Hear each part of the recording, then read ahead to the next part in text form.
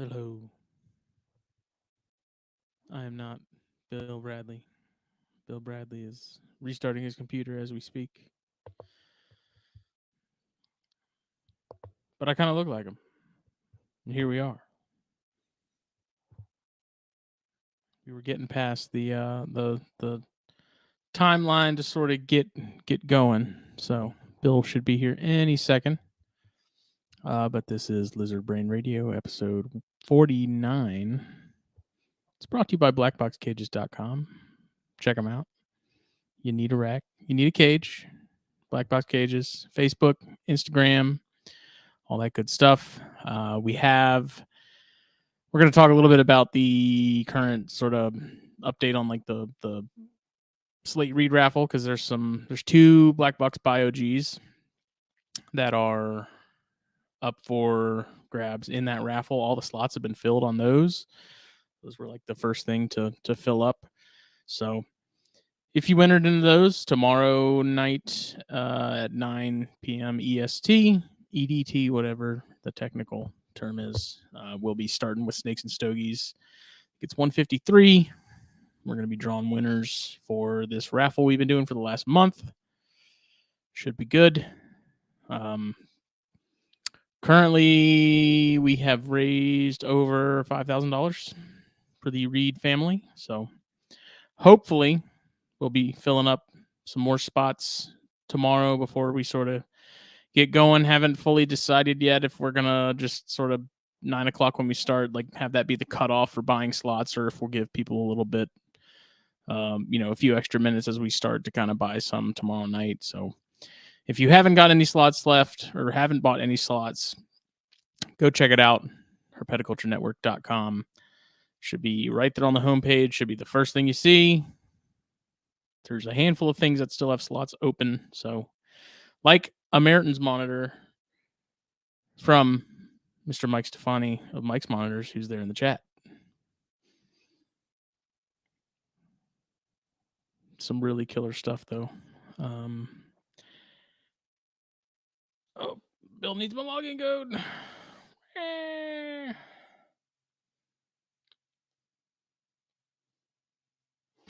Whoops.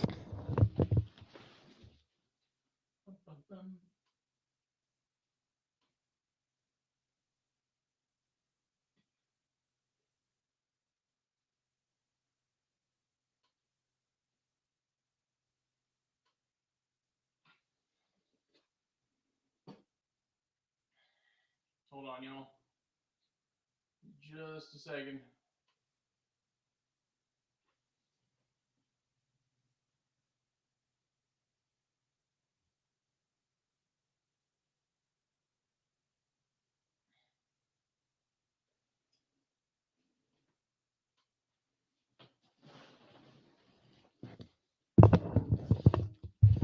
So StreamYard doesn't make it easy for multiple people on the same account to log in. Instead, it sends a passcode to whatever email is used. And so if the other person doesn't have access to that email, they can't get the passcode, and therefore they can't log in. So I had to grab that for Bill real quick because he's popping in here.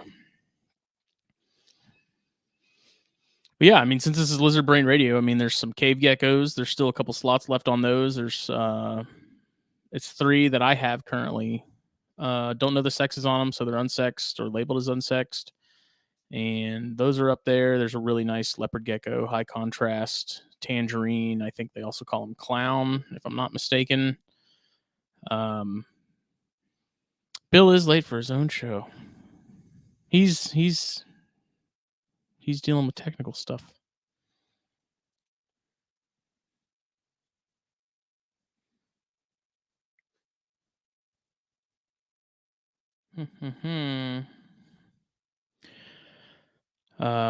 So yes, cave geckos, really nice leopard gecko, some thorn scrub rat snakes, a couple of carpets. I actually have one of the popping carpets here. Kai, who donated it, dropped it off at my house yesterday. And it is actually really nice. Hello, Bill. Hi. Welcome to Lizard Brain Radio.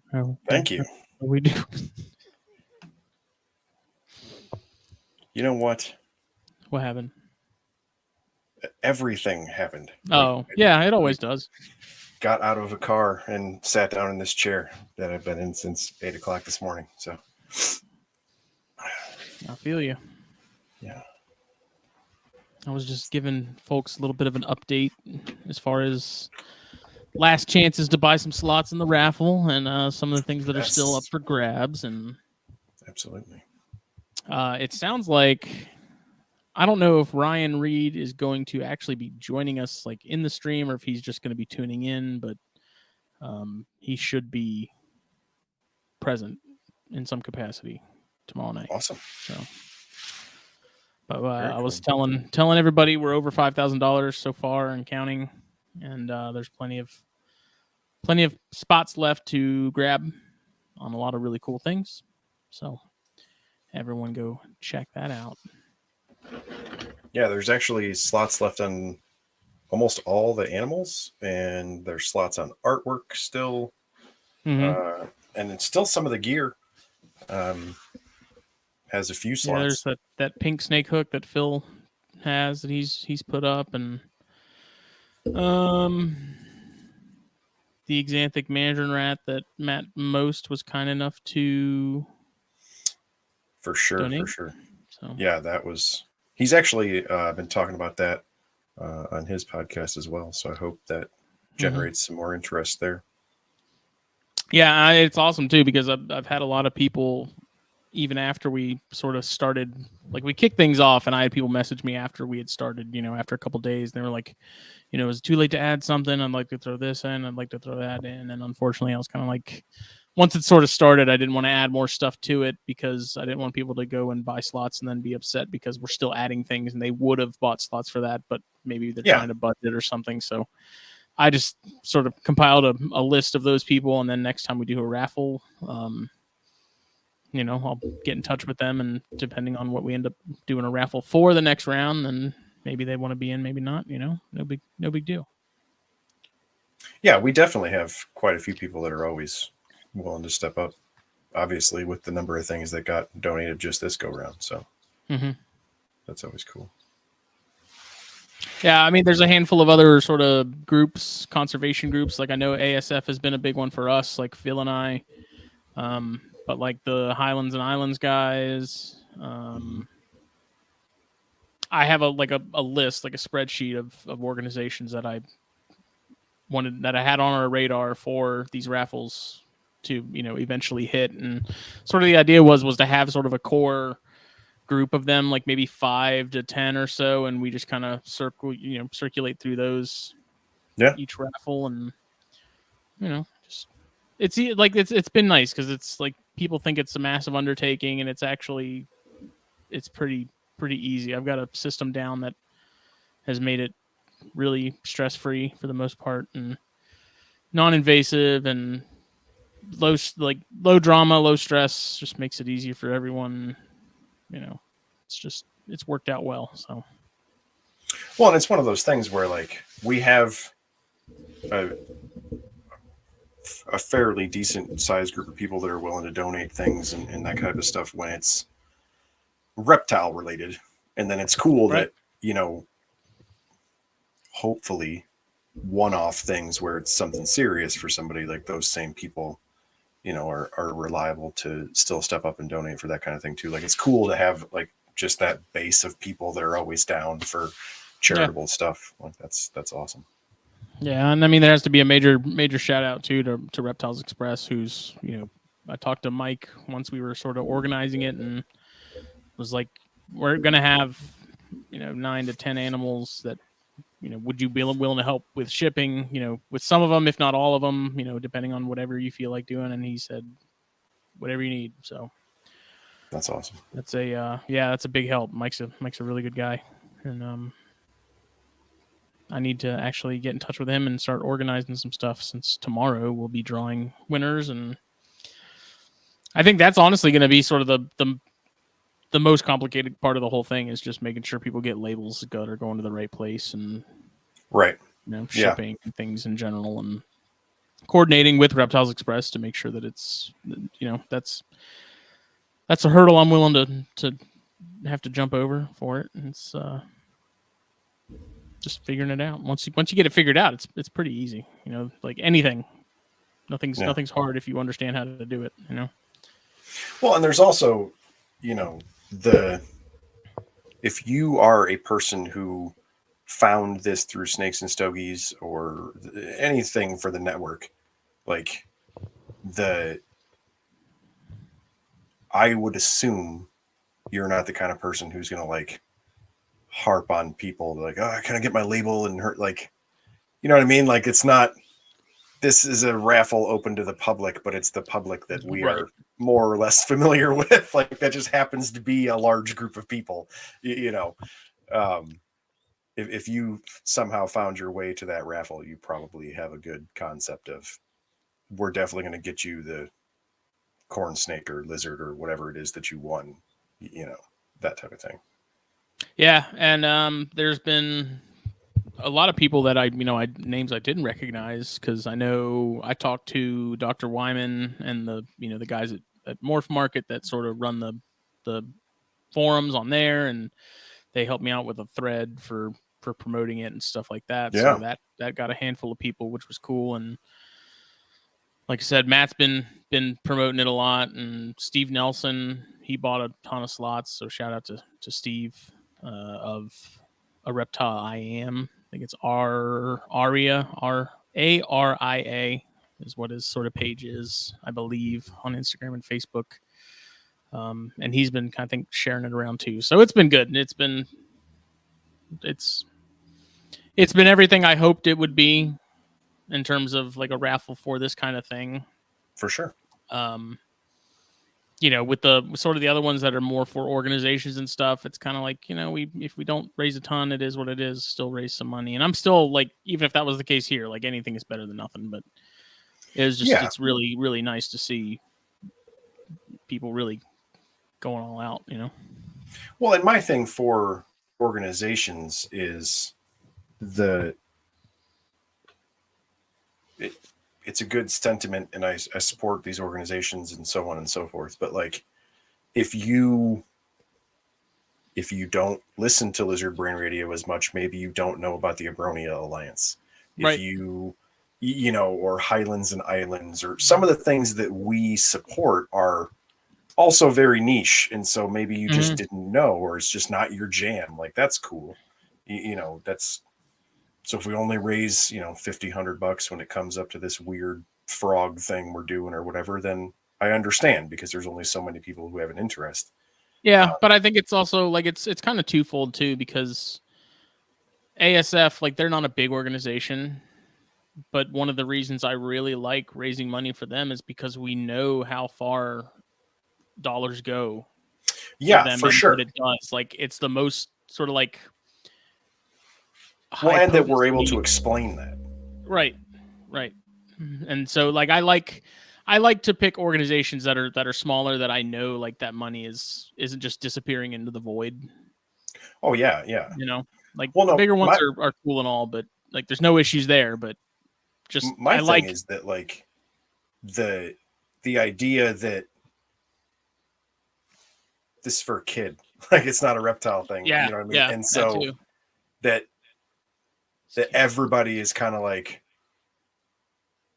are you, what on earth are you I'm doing? trying to get my camera to focus. It's freaking you're there we focus. go. Got it.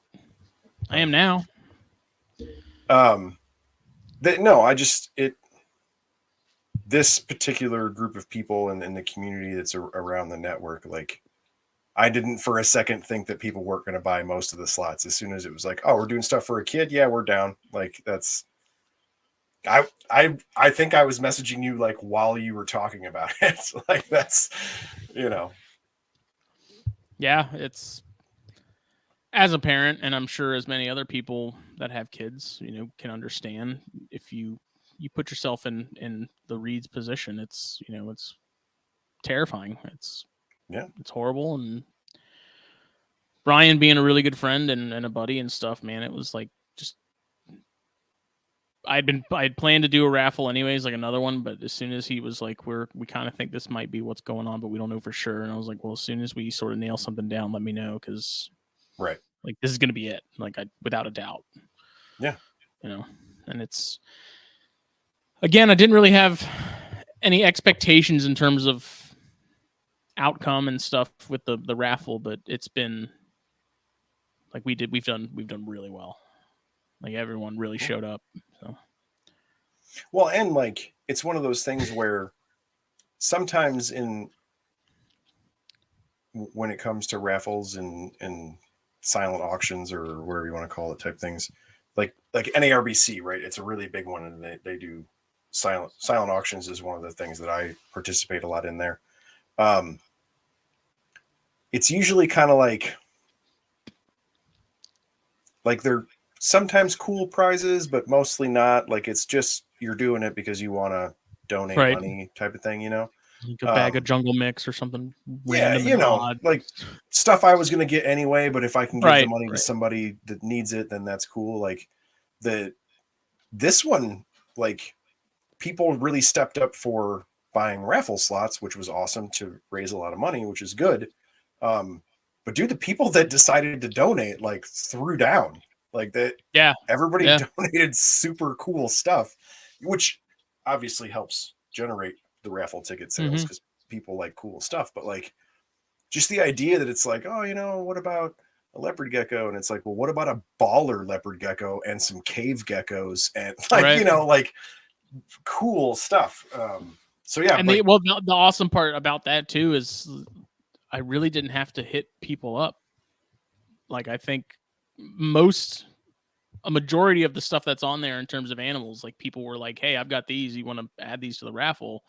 Right. You know, go for it. And it's like, hell yeah. Yeah. You know, I have like Cox sent me that Jack Daniels jacket, that North Face jacket, which is really nice. And he's like, I don't know, I can get one. Do you want this? I'm like, sure. Like, why not? Like, yeah, whatever. I mean, and that's the thing is like, it's a really nice jacket. I have it here. Like if it was my size, I'd probably end up putting slots on it myself because that thing is crazy soft. But that's, you know, and it's one of those things like, oh yeah, I think everybody usually has that type of thing, like through work or, you know, your real life that isn't reptiles where you can do that kind of stuff. So I thought that was cool that like those things have way more to do with some of those folks' professional life and their home life, you know, and not reptile stuff. That was cool. No, there's a voucher for New South Shirts, which is the company that I'm in charge of, and even my boss was like, hey, you want to donate a voucher or something, you know, go for it. And even he bought some slots for that Benchmade cutter because he's a cigar guy, you know. So I thought that was pretty funny because he also happens to be the mayor of Beaufort, and he saw that Benchmade cutter. He's like, oh, I really like that. I'm gonna buy some slots, and he did. He bought like 3. So that's cool. So what actually is going on with the lizard front for you? How go the Ackies? Ackies are good. I need to vary up their diet better. I've been really slack on that front, but they're both fine. You know, I typically go a lot between mealworms and scrambled eggs, and I need to get my hands on, like, I want to offer them some more crickets and things that they really have to like chase down. Okay. I have some frozen fuzzies. They're kind of smaller fuzzies that my buddy Justin Olson gave me while I was at his place getting that Brettles python over last weekend. And they're kind of old. Like you can tell they're kind of like freezer burnt. And so I don't know that the snakes will necessarily take them, but I was like, maybe I can chop these up a little bit and offer it to them. And monitor some care. yeah. Ground quail. There you go. Yeah. Yep. Or like if I'm thawing stuff and chicks and quail, like birds in general, they always fall apart. So like if a leg or a head or something like that, that always goes to blue tongue skink, legless lizard, whoever just gets like an extra piece, you know, because I did try frog leg at one point when they were smaller and they ignored it completely. Like there was zero interest in that. So I was like, well, okay, whatever. It was worth a shot. The only my water monitor, obviously, he devoured them.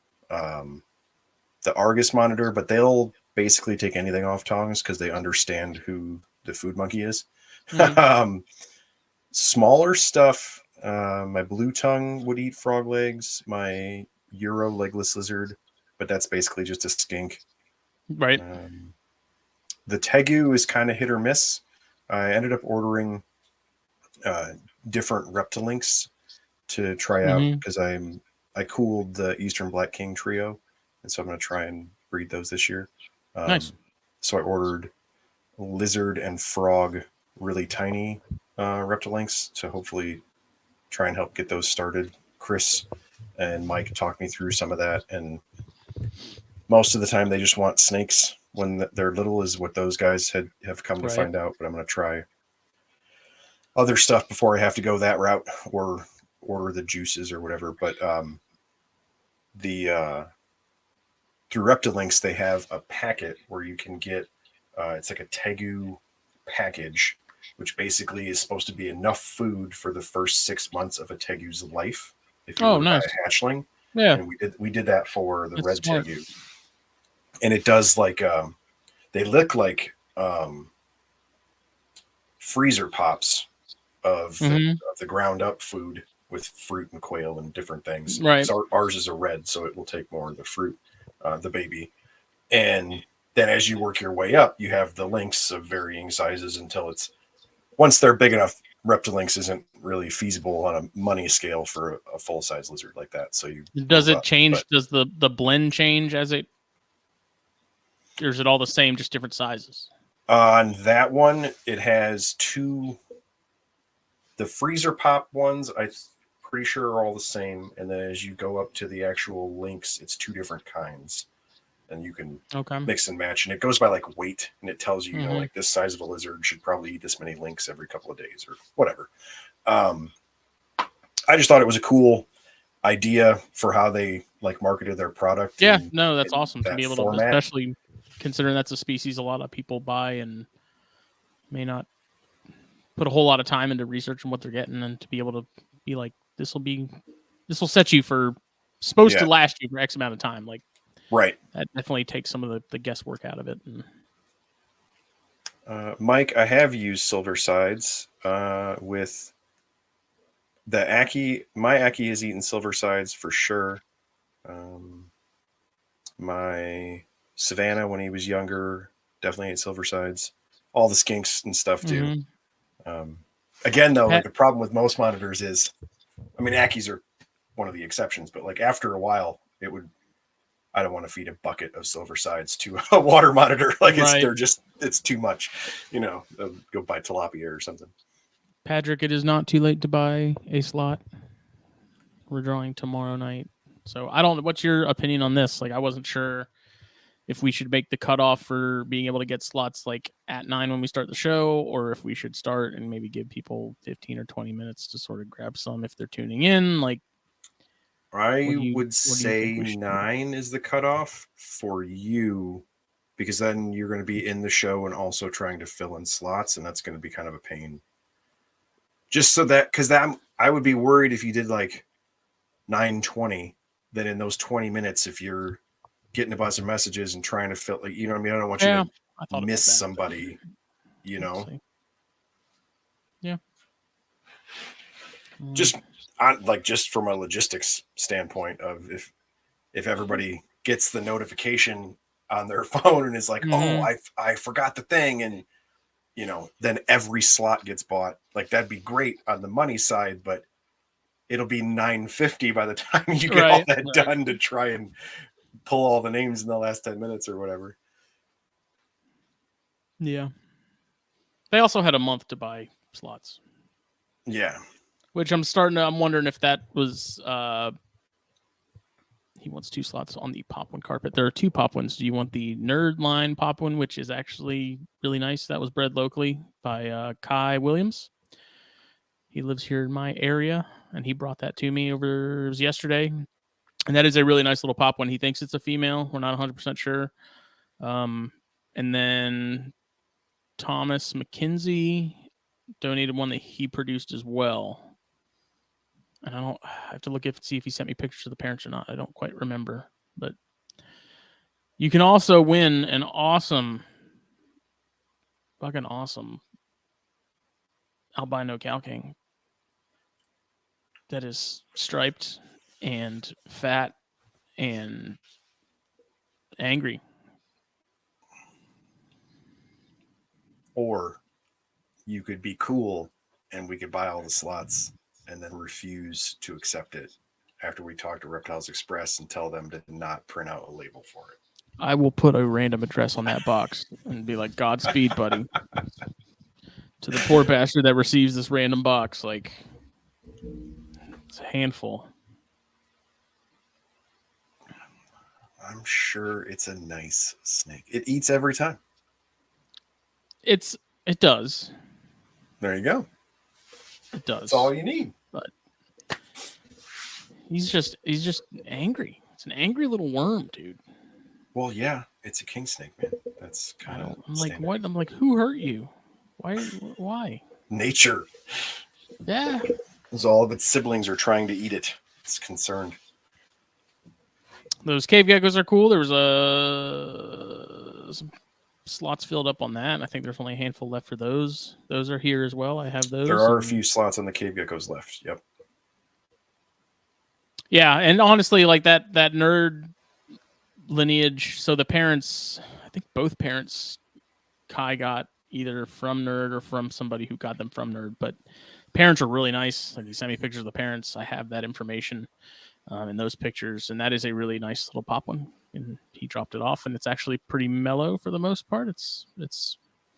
I have the information as far as when the hatch date and stuff. I'll have to look that up, but it's just a little one, but it's nice. Good looking snake. It'll color up nicely. But the cave geckos are neat. I don't know. I enjoy them, and they are very cool lizards. It's just one of those things where they kind of just exist, sort of. And I don't really ever see them. If I do, it's probably because I'm asleep and it's dark. True.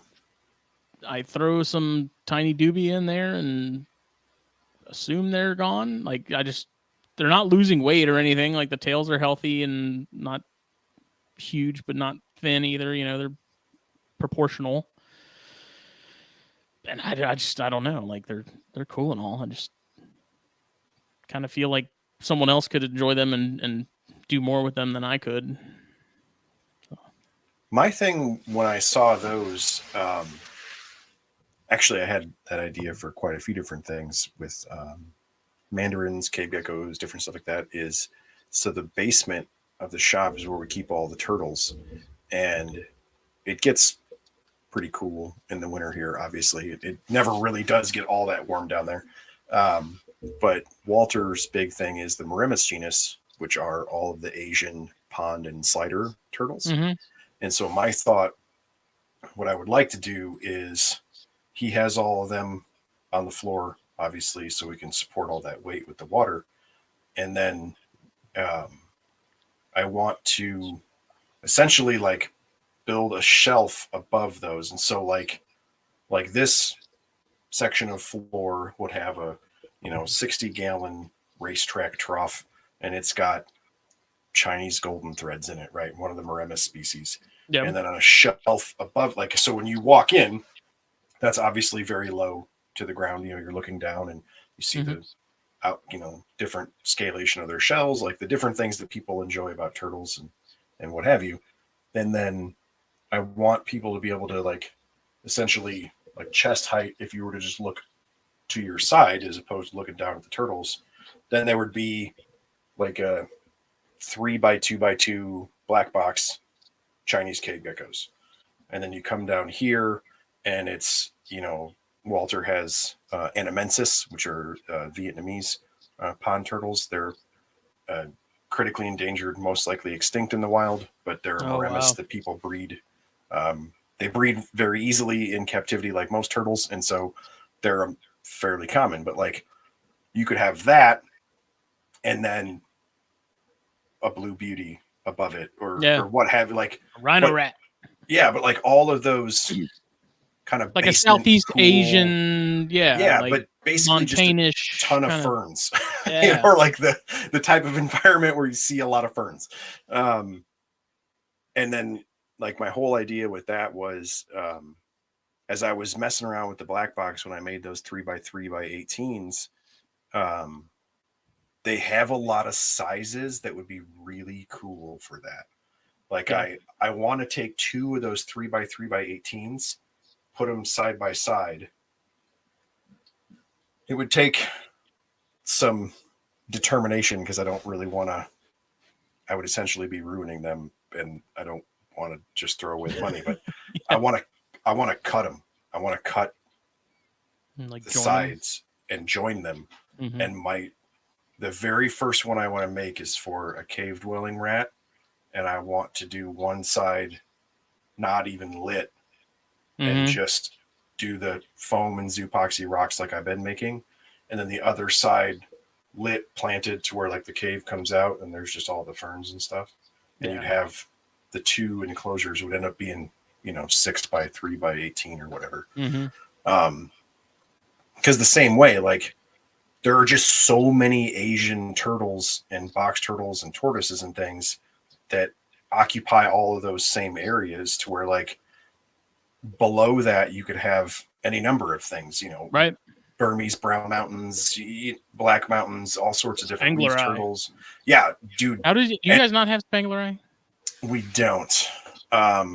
They're actually for us, they're almost too small to where I would prefer to set those up in like a really big exo or Mhm. something like a black box where I really would want to contain things like that, like pancake tortoises, Spangler eye, the really little stuff, like just keeping an eye on it, man. Like, Right. even it kind of freaks me out to put the Russian tortoises outside in the backyard just because Mhm. I know that they're in there and I know that I'm confident that I set it up that they can't get out, but they make their living hiding in Right. grassland. You know what I Saying mean? So, there's so always if you're that not, slight shredded doubt. yeah, and then I end up every day like probably irritating the crap out of them as I move all the little because I don't mow like those big sections where the redfoot lives and then where the Russians live. I don't mow or weed or do anything. I just let it go all summer. And so there's 3 feet of grass in there with a 8-inch tortoise. Like, so then I'm, Sifting through it. yeah, Yeah. that thing's probably freaking out because to it, there's a monkey coming through the grass or whatever. Surely you have like thermal goggles or something you could just slap on and Right. To look for see the him in there cold-blooded and thing. start just do a head count that way. Yeah. But yeah, You know what's crazy about pancakes that I didn't even realize until recently because Tim Morris just hatched his first clutch of them was that they come out like folded like a taco. Yeah. Like I had no idea. I didn't even think about it until he's put those pictures. Like that just feels wrong. Yeah, it's scary looking. Like But you I was think you like, messed up. it makes total sense because they literally come out like folded, Mm-hmm. like a taco shell, kind of. Yeah.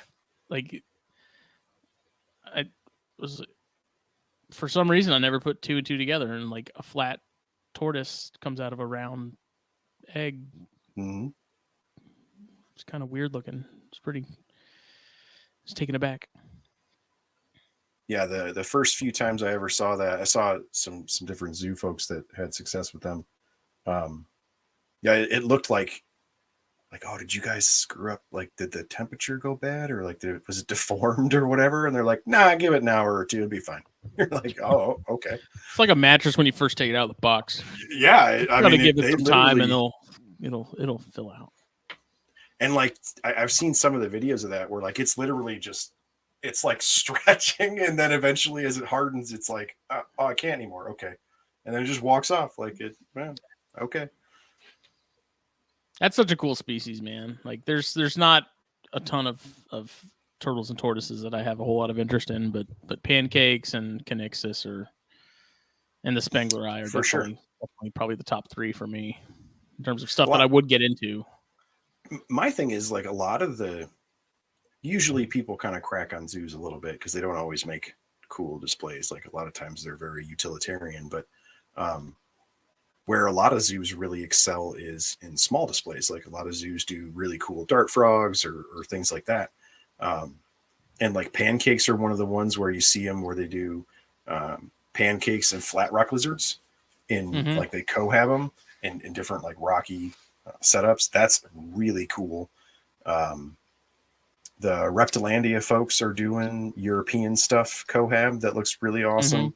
That actually, I was just Jacksonville Zoo has like they have a reptile house basically for each section of the zoo. So there's like an Africa section, there's like a South America section, and then the Asia section they didn't have like a reptile house in particular, but they had like a dart frog amphibian conservation facility, which is kind of cool, and it had like some species of Trimeresurus or Parias or whatever, Cryptolytrops, whatever they're called this week. That I don't know if they just somehow ended up with it, but it was just kind of random because there's all these like rare frogs and toads they're breeding, and then a random little exo with a tiny baby pit viper in it.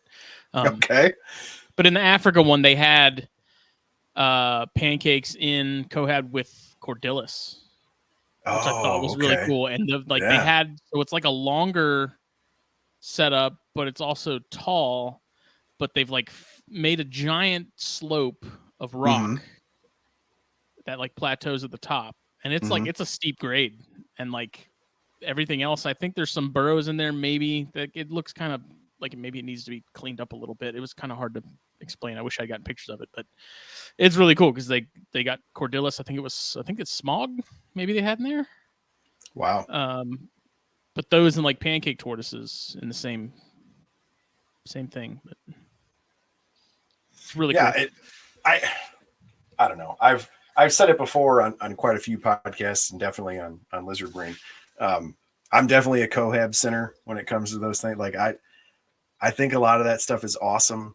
I love the old school natural history diorama type of thing.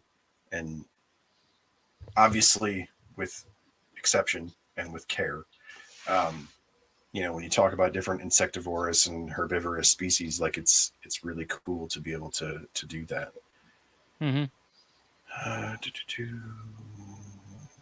Dragon Lair with the Russian tortoises for personality. Dude, I'm telling you, don't sleep on small tortoises like Conyxus, Russians, all that stuff. Like they are what you think you want as a pet. Like they are treat driven. They'll follow you around with like what we equate to personality in reptiles. That those tortoises give you that. Honestly, turtles do as well because they're very food driven, but they suck to take care of because of the cleaning all the water and the equipment required. Right. Dude, I'm telling you, man, Russian tortoises or anything in that size range, they give you the personality that, like, quote unquote pet keeper you want, and that's why they're so popular. They're amazing. Someone asked if we have worked with olive pythons. I have not. I have not owned olive pythons. I have interacted with them in some zoo facilities. The olive pythons I interacted with was one of those don't get it out, it'll kill you. They'll bite you in the face and blah blah blah.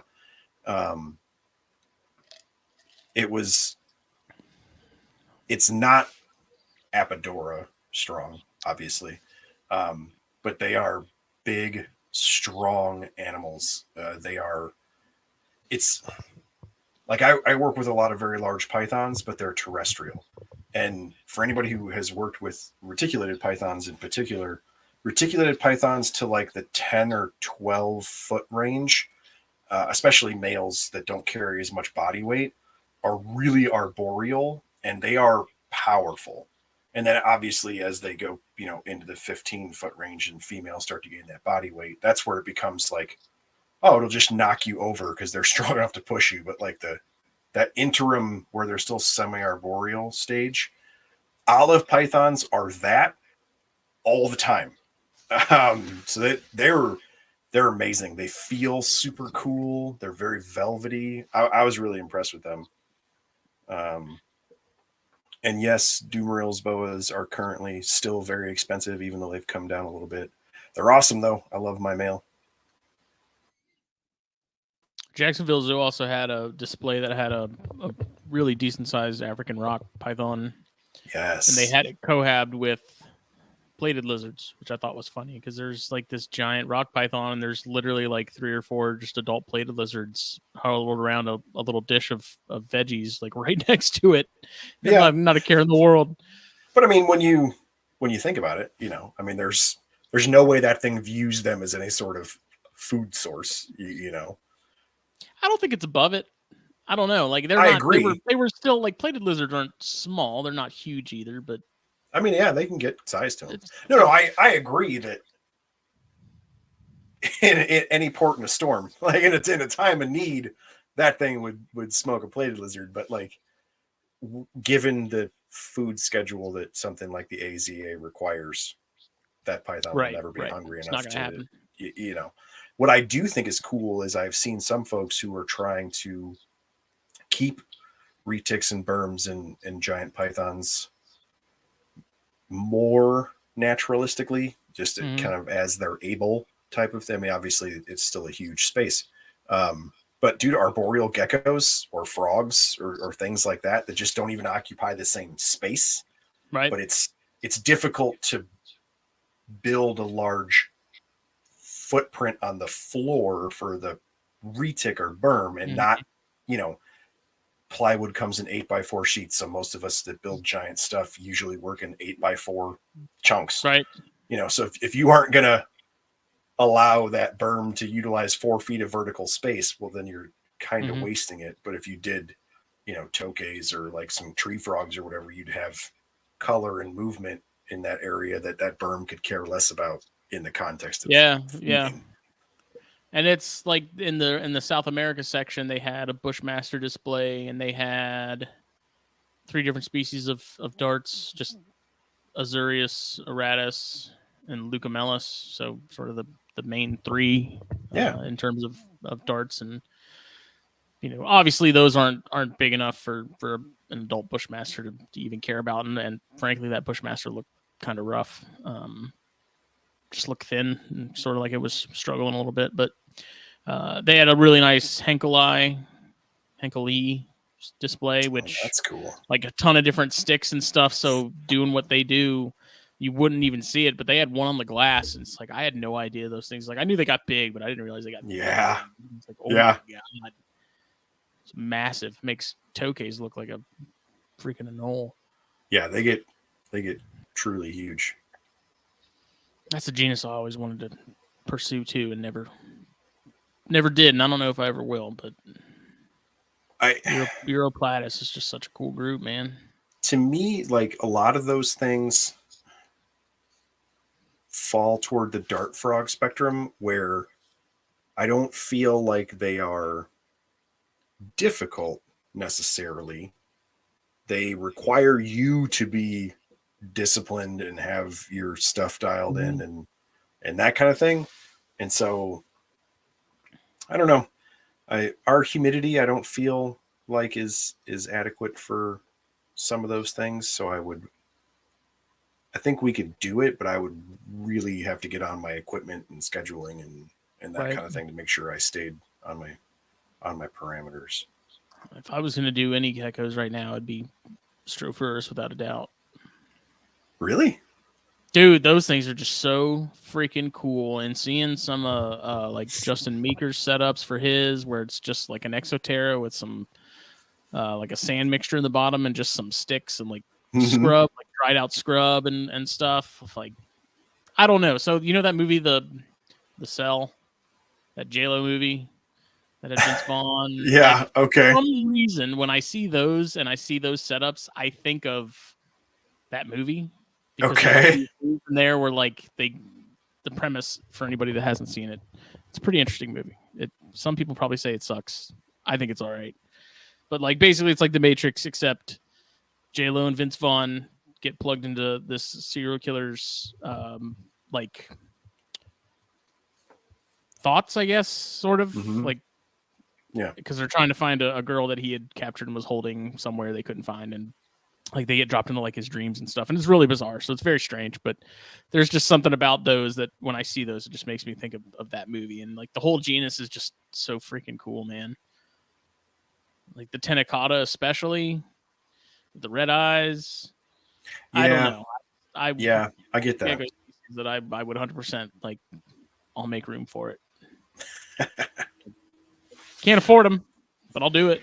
I understand that. That's for sure. I am. I don't know, man. My current search is actually last I checked, winning an auction so far for a blue tongue skink that I'm going to donate to my alma mater. I just donated a set of hooks from Venom Life Gear to them as well. So that is actually in the mail right now. So that's cool. Yeah. I think I also, since this is Lizard Brain Radio, I think I have the green light on beadeds. Oh. Where are said beadeds going to live? So I said I had the green light on beadeds. I didn't say I had a plan. Okay. Oh, okay. Like, got it. My bad. Let's not get ahead of ourselves, Bradley. Okay. So I want to put them here in the garage somewhere. Okay. And basically the deal that was made with the wife was if I get rid of I have like 4 of the 200 quart Python portals in the attic right now. And she can't stand them for some reason. She's like, if you get rid of those, you can. I don't. First of all, she's not in the loop as far as beadeds. She doesn't know what. She's totally getting hustled on this whole thing. She doesn't know. Okay. What's happening. And she's like, if you get those out of the attic, then yes, you can. We can figure something out. So I was like, okay. So I was like, what if I just take them over to my parents' house and put them in the rafters in the garage? Because I don't want to get rid of them. I don't know if I'll ever use them again. But at the same time, it's like I put so much into them in terms of like work and money and stuff. Like they're great enclosures. Like they serve their purpose really, really well. They're awesome. But then it's like I'm a hoarder in that sense of like I don't like to get rid of things because I always have that like, well, what if I need it at some point kind of thing. Right. Like if I just stash it somewhere, like there's going to be a time where I'm going to need it and I'm going to be like, good thing I didn't get rid of it. But I have 4 of these things and they're huge because we're talking about like a 50-gallon equivalent tub. Right. And like there's one right there behind the TV and there's, like I said, at least 3 or 4 up in the attic right now. So I may see if there's anybody locally that has any interest in them.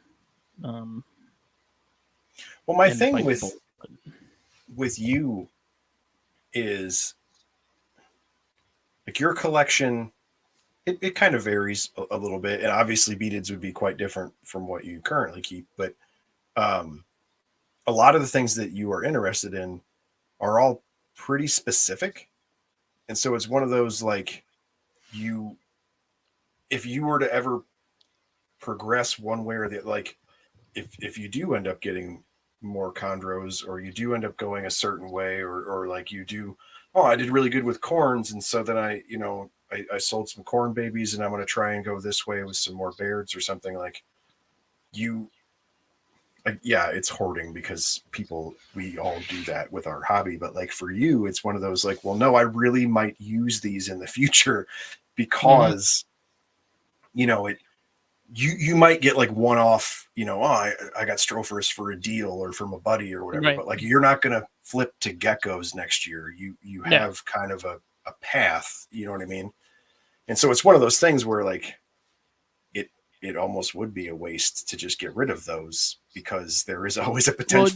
Well, it's equipment mostly that I have a habit of hoarding and not getting rid of, like things like the cave geckos.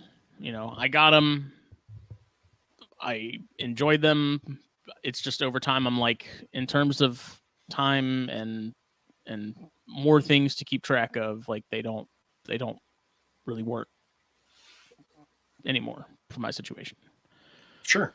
So it's one of those things where it's, Jake had them. Jake kind of went through the same thing because he got them from Pain Shab. And, I was like, well, if you ever get rid of them, let me know because I'm interested. They're pretty cool. I'd like to, try them and have them for a while. And I've had them for, I don't know, it's been probably 9 months, I think. And they're cool. But like I said, it was one of those things where it's like, they're not very exciting. I don't even know as far as like a display species. I don't know that they'd even be that great unless you had like night lights or something where you could sort of see them doing their thing. because I think I literally saw one out the other night, just before I went to bed, and I was surprised because like I never see him out. So I was like, Right. okay, maybe throw him some food, and it's like maybe he's just looking around for some some uh some sustenance. And it's been one of those things that's always kind of, I always feel bad when I get into something and I'm excited about it at first, and then after a while you kind of like you realize it's just not really my thing. And I also don't like to beat myself up about it too much, because it's one of those things where it's the only way you find out what you like is to get things and try them. And it's like you can't expect to get something and be like, okay, well now I'm going to force myself to like this because I don't want to get rid of it, because then people, I have seen people like locally, especially, that it's that same thing like you were just saying, like, they're really big into ball pythons, and then in 6 months they sell every ball python they have, and now they're really big into berms, and then it's like, Right. well, then they jump ship and jump on something else. And I don't think I do it in that capacity, but I think everyone's had something that they've kept that they were, the idea of what they thought it would be versus the reality after a couple of weeks just wasn't the same. Sure. Well, and I hope there's that's a not the difference case with the beadeds, but I don't know. Well, there's also a difference between I got a couple or a pair or whatever, as opposed to like I dumped all of my cresteds and took all of that money and bought another whole collection of X. Right. You know what I mean? As opposed to, I'm not really feeling these, but I think, this or that. Mm-hmm. Like, and then even if you did, like, I'm not into cresteds, I'm not into corns anymore, and you just sold those, like, then I got a lychee to check it out. I got a rat snake. I got a, you know what I mean? Like, you're not getting rid of cave geckos, like, it to entirely dump out your room and refill it. You know what I mean? Like, that's trying things is not the same as rebuilding your collection every 6 months. Like, it's, I don't know, people. And Kasicki said you feel guilty in regards to the breeder / friend you got it from. And not like these came from Paint Shop. And Paint Shop sends me stuff all the time. He sent me a freaking Janai unsolicited with some corns. And I was like, yeah, okay. Jake talks about how much he loves them. Chris talks about how much he loves them. Like, they're pretty. Like, I'll give it a shot. Jake has that Janai now. He took it like 2 weeks ago. And it was just one of those things where it's like, I'm not a huge pit guy. Like, I have my 2 Southerns or Floridas, whatever they're called now. And they're cool, I'm not really going to go out of my way to find a female or anything, because it's 2 males, and my dad's actually been expressing some interest in them lately, and so I may end up seeing if he has any interest in my smaller one, because he's putting that foot back in the door. Like, he does this because I'm the same way. Like, we get hard into something, go wild, and then after a while he's like, it's just gotten to be too much, and sort of back off or cut back. And I don't know. I think he's kind of on that upward slope again. But the Janai, it was just one of those things where I was like, this is space I need. Right. It's like, it's not really essential to anything I'm doing. Like, I have the Brettles now, which also isn't essential to anything I'm doing. But Justin Olson was like, hey man, I got this male Brettles. I heard you talking about missing yours. You want it? And I was like, okay. So now I have a male Brettles, and I played with them today. It was awesome. It's a great species. Like, that's a species that I think I've decided, like, I can't not have at least one in my collection, because they're just such a fun species and they're so freaking enjoyable that it just feels right to have them in the room again. Yeah. Janai, like, it just didn't do much for me. Like, I don't know. Jake's all about them. Chris is all about them. So I told Jake, I was like, if you want it, you can have it. Thorn scrubs, sort of a similar situation. Paint Shop sent me those, and I bred them and shouldn't have, and still have 2 babies. And like, they're just not my thing either. But there's guys like Connor Wardle who love them and they think they're great, and that's awesome. Just not my flavor, Yeah. Well, and it's one of those things too where, like, not always, because sometimes it isn't feasible, but like the things that I have moved on from my collection, like, I don't like sell them, or like I just give them to my friends. Like it's not, Right. you know what I mean? Like and there's nothing wrong with buying, selling, whatever, trading this, that, and the other. But like it just, when you see people like you were saying, like I ditched balls and I'm going to berms now, and like it always seems to be very like transactional, you know, Yeah. as opposed to like that the Woma that I had. Mm-hmm. It didn't make any sense for what I do.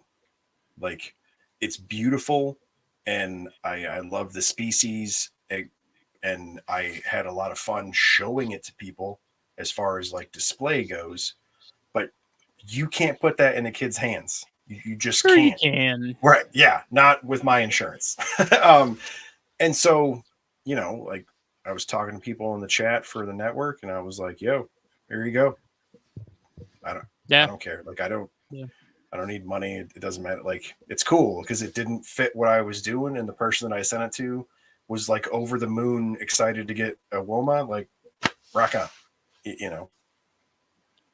I guess I always feel bad because it's like I'm super excited about something because it's new and it's exciting, and then after a while you're kind of like, okay, these.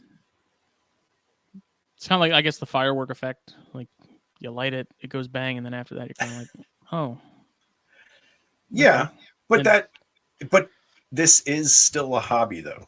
Like that's part of progressing through the hobby side of it is, you know, your interests wax and wane, or you learn new stuff, or like, and especially in regards to our hobby, like if you are into an artistic hobby, right, and you like to draw, the chances of you coming across a new medium of drawing that you weren't already somewhat aware of is pretty rare. Like yeah, you if you're down with colored pencils and then you move to like waxes and chalks, or like you knew all of these things, you just hadn't tried them before.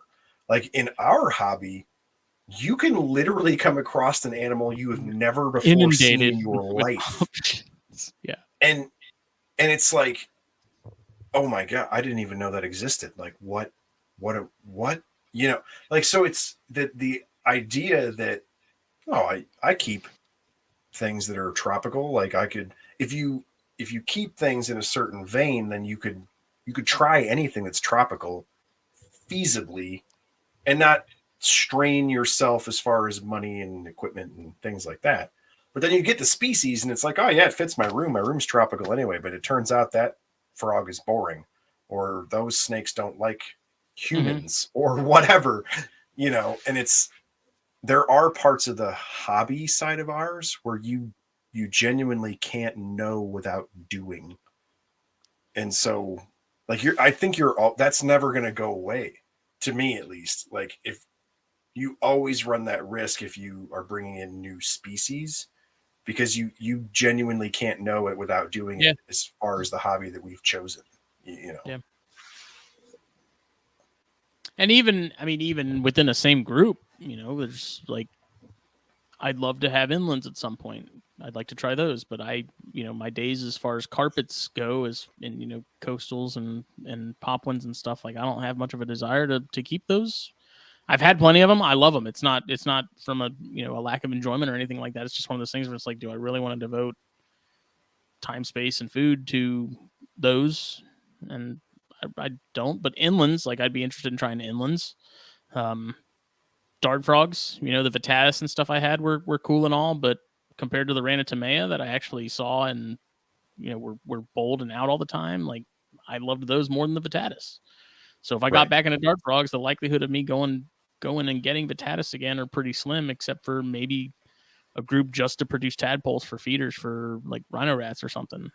Right. Like purely utilitarian at that point. Um, So it's even Pantherophis. Like, love my beards, love my corns, thorn scrubs. I'm good. Like I can firmly say, and that is, I guess, a good thing too, with sort of knowing yourself and knowing what you like and what you don't like, is like I can now firmly say that I kept and bred thorn scrubs and that they're just not my thing. Like, Yeah. not into them. Same with bearded dragons. I've had bearded dragons. It's been a really, really long time, but compared to Euromastics, I like the Euromastics a lot more. Yeah, I see that. I can see that. Yeah, like Benedicta, Michael said, I always wanted Benedicta. Oh my god, the problem is, so you're supposed to, like, if you're interested in a species, give it a shot and try it. But the problem is that the list of stuff you want to, like, you were interested in, like the number of species on my like bucket list to at least keep at some point is way longer than I will ever Oh possibly yeah, get to yeah, no actually question. and Rana Tomea, that's just an entire rabbit hole in itself. And the problem with that is those are almost like inverts where you can, they're small, so they don't take up a ton of space. You don't have to give them a Yeah, huge display. You can keep way more of those than you could keep like Tinctorius for in the sure, same amount of space. for sure. So there's a whole laundry list of Rana Tomea that I always that I wanted to get into but never did, just either because of availability or some of them are fairly expensive. I don't think Benedict are too bad, but I'd love to get into Euros again. Like, I do miss having Euros, but it's one of those things where it's like, am I gonna give the space and stuff to those? Like, probably not. So it's like maybe one day, but am I gonna make it a priority? Like, not really. Right. Well, but like from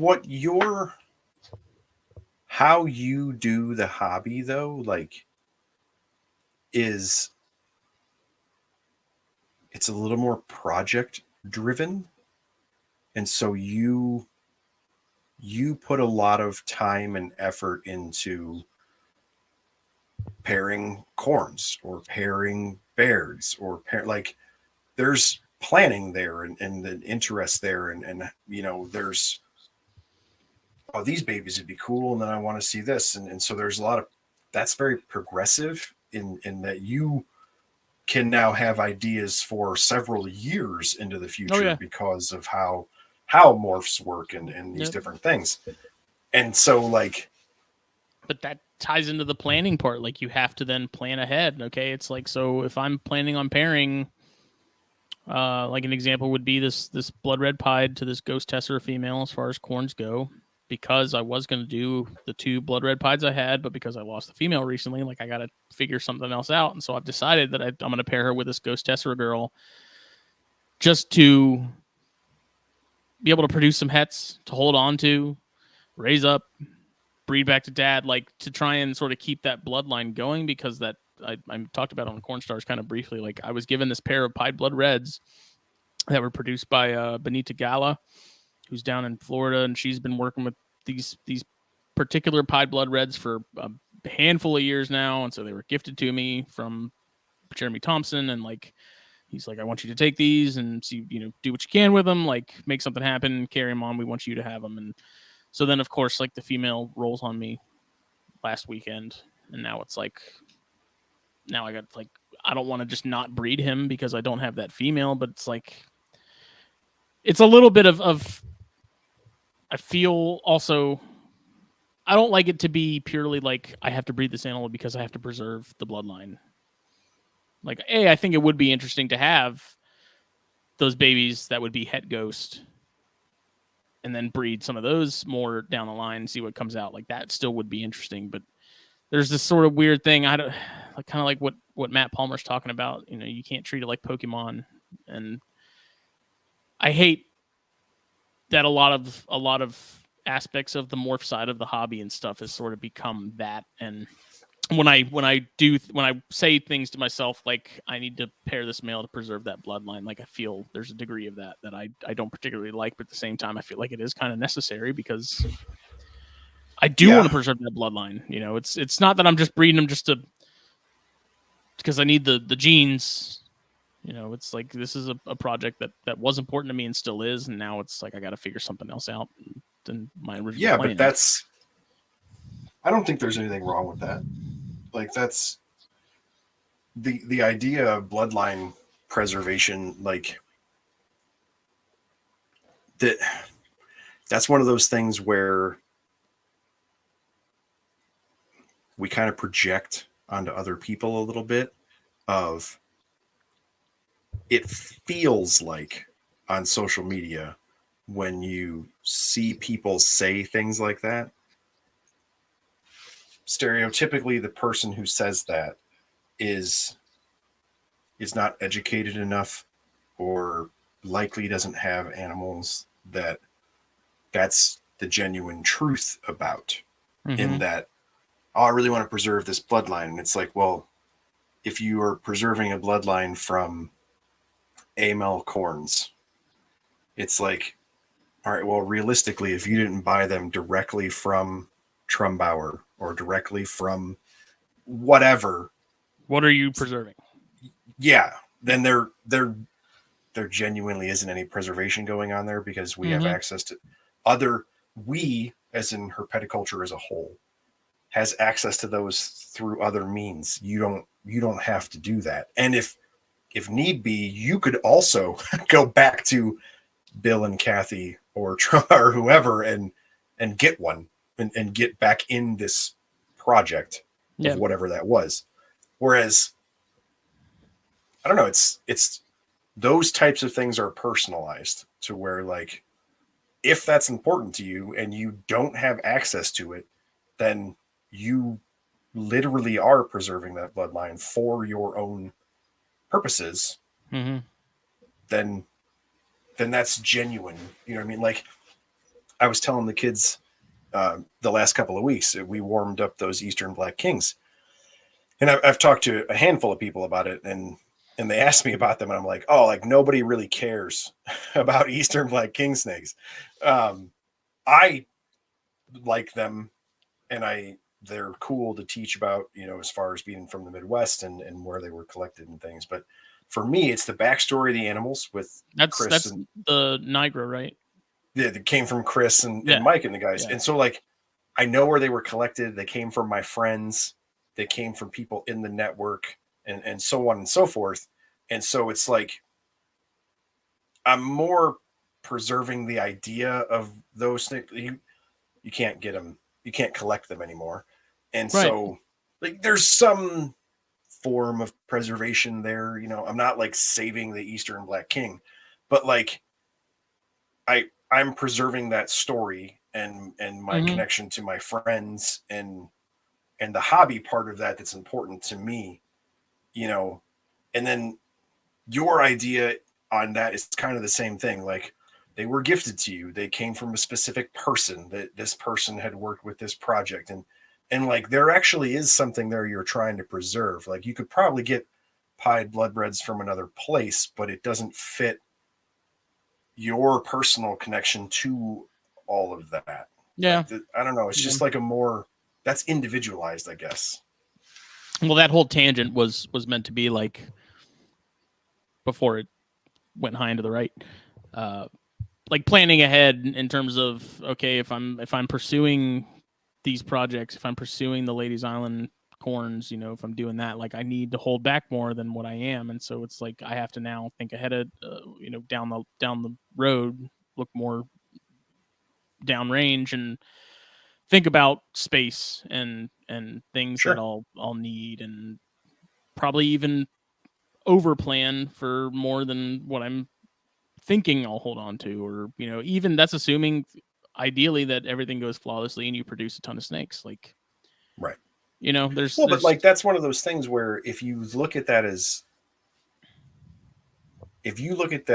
you planning to be in this hobby for the long term, I mean, longer term than we both have already, which is a long time. Um, if you establish Ladies Island, and you get this project going and you get it where you want, and then there are babies out in the world, and Chris has some and Billy has some, and I'm actually probably gonna try and get some from Billy.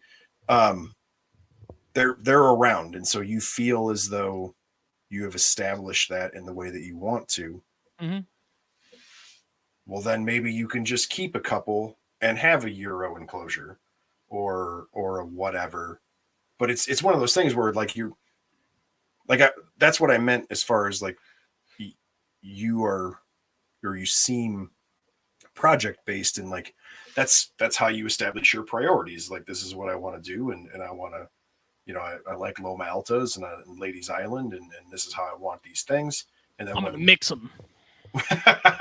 But like, and so you don't have euros. You know what I mean? And then Yeah. maybe 10 years from now, when, oh yeah, I know enough people with Loma Altas that if I feel like I can get, it's not going to go away. You know, if I don't breed Ladies Islands next year, there will still be Ladies Islands in herpetoculture. Okay, well now I can get a Stropherus, or I can, you know, it Mhm. allows you a little more flexibility because those projects have reached whatever plateau you have in your head of success, if that Yeah. makes sense.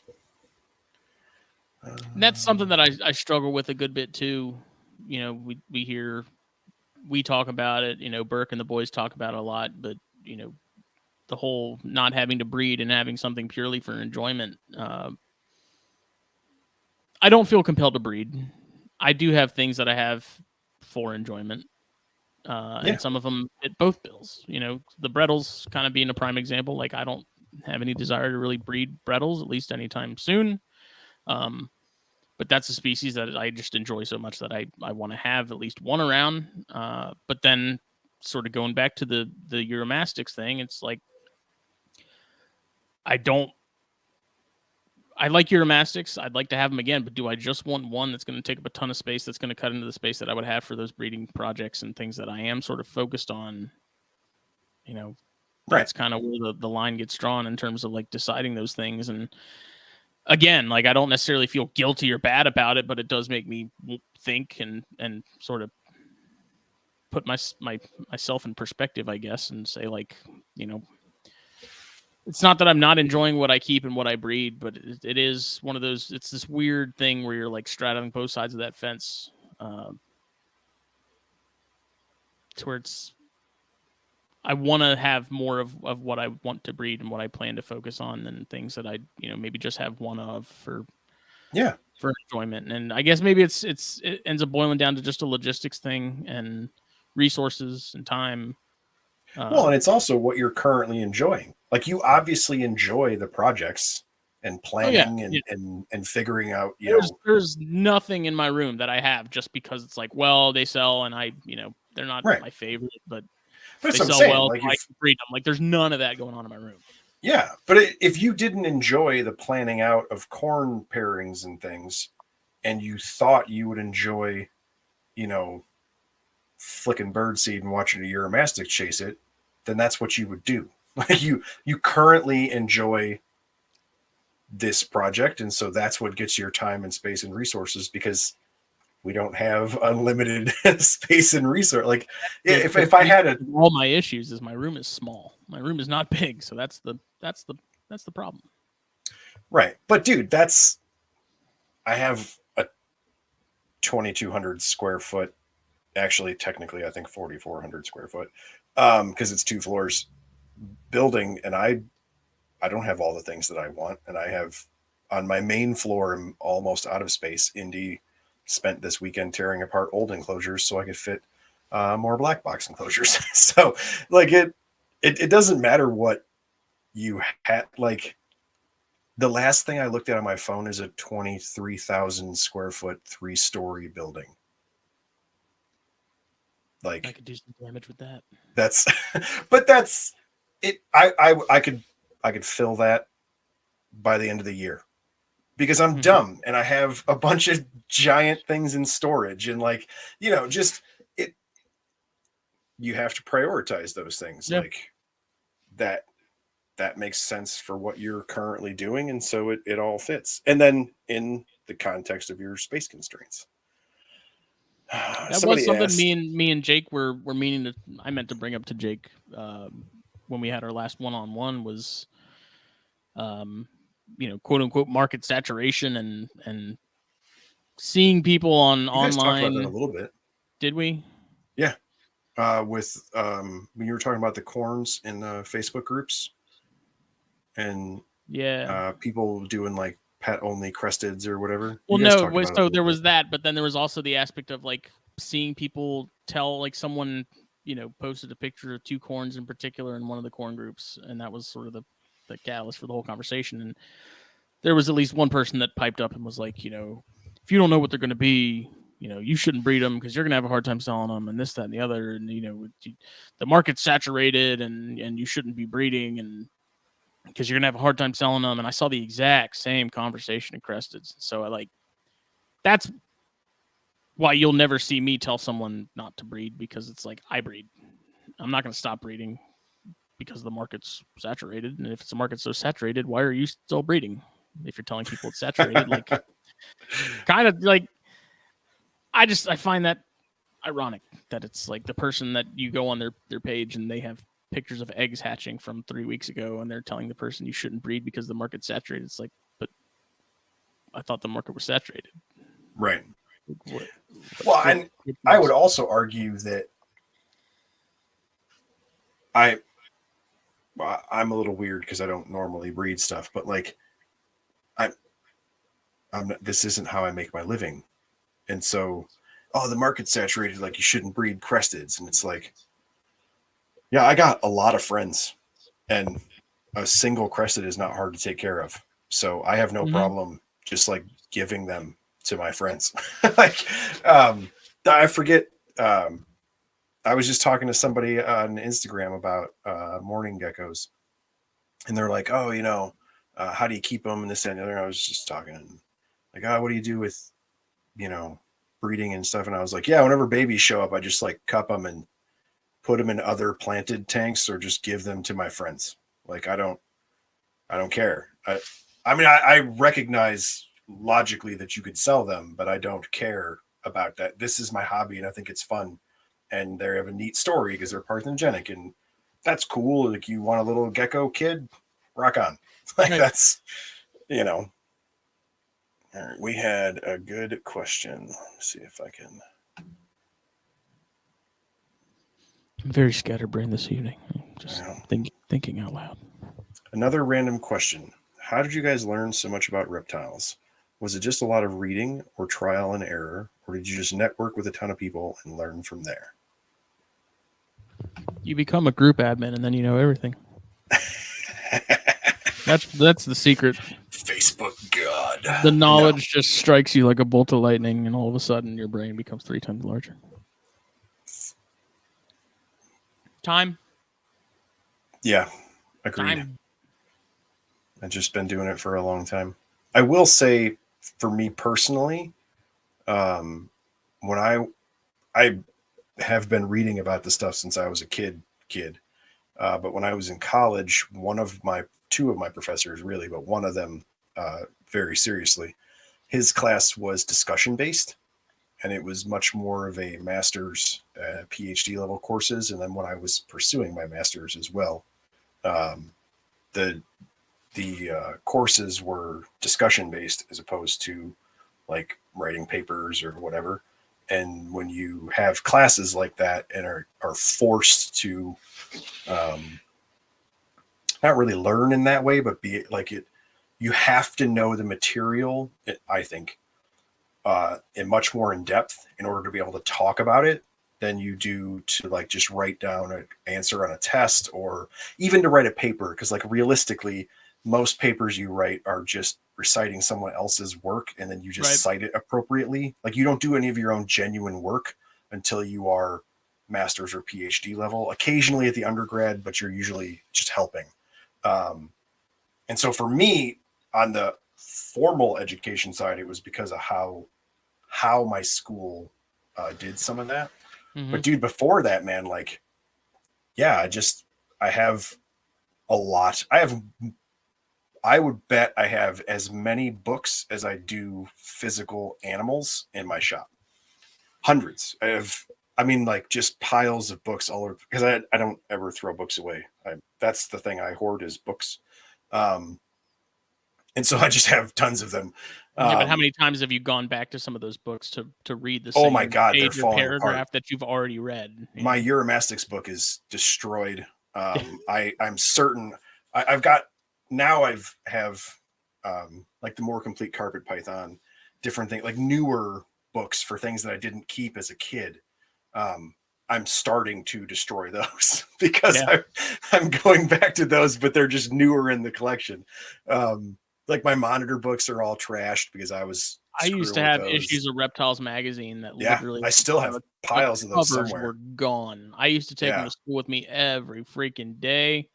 I'd be reading the same damn articles over and over again.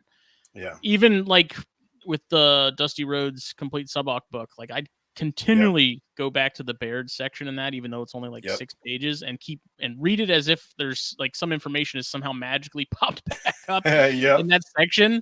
And like Yeah. the the Mater's Vet book I talk about a lot, like going through that, and like that's a book that I wish I could sit down and read and retain the information, but we're talking about like a 5,000 page book, Yeah, it's and that huge. ain't happening. But yeah, it's just, it's listening to podcasts and it's reading as much as you can. And I Back have in the like, day, it there's was forums. I forums were a read big one. the King Snake forums. I just read and read and read and read. That's, Used to have chat rooms too. It used to be Rep to Chat, and you then know, Tampa Bay Exotics had a chat room that I used to hang out in, and like yeah. learned a lot from there. I mean, he's always in the chat for this show, but Mike's monitors. That's how I know Mike. I read everything Mike wrote for years. It's just time and consuming information, and honestly, I think the time is parsing out the information, and like when he said trial and error, um, a little bit trial and error if it's something I've kept, but also the fact that, so like for me, monitor lizards, like I'm a big lizard, big snake, big tortoise guy, right?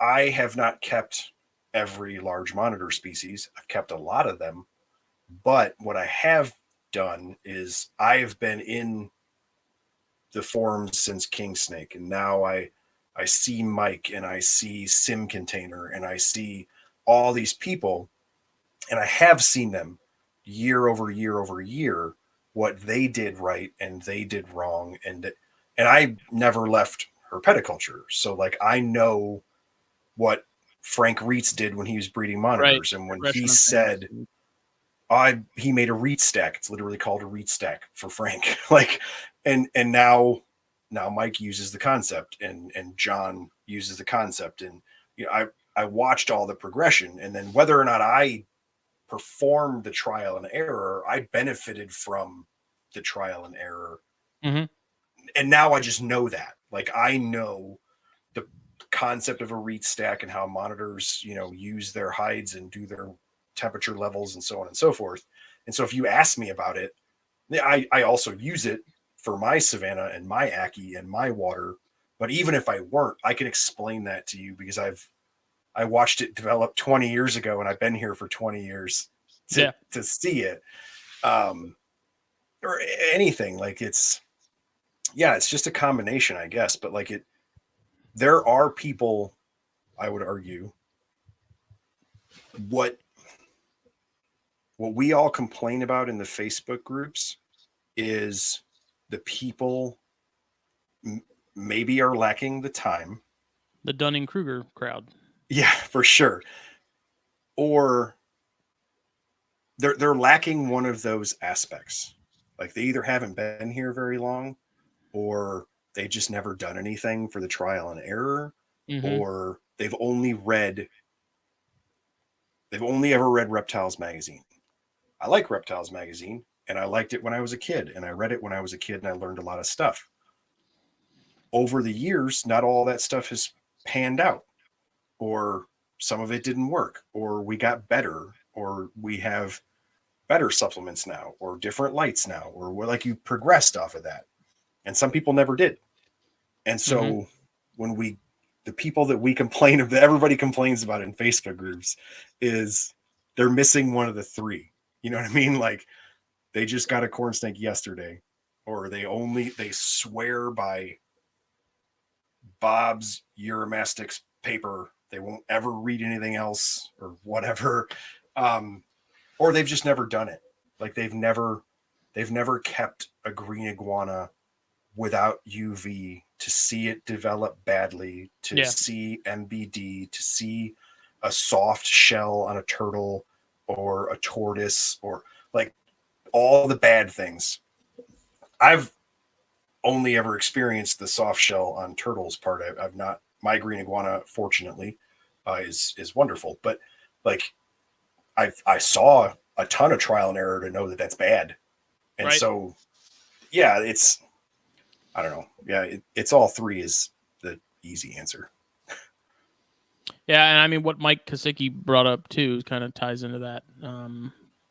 How did you avoid / get past the never cohab or use pine kind of advice? And that was like letting other people be the ones to try it out, because I was something I always heard was never use pine, never use pine, never use pine, and I never did. But then you talk to guys like, I remember when Chris Montross wrote the Neurodia article for the magazine when we were doing that, and he mentioned pine.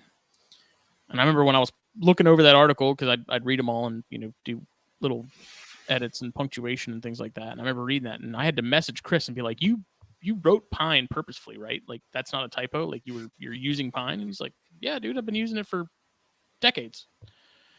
I was like, "You never had any issues?" He said, "No." I was like, no respiratory, like nothing. He's like, "No." It's like, "It's fine.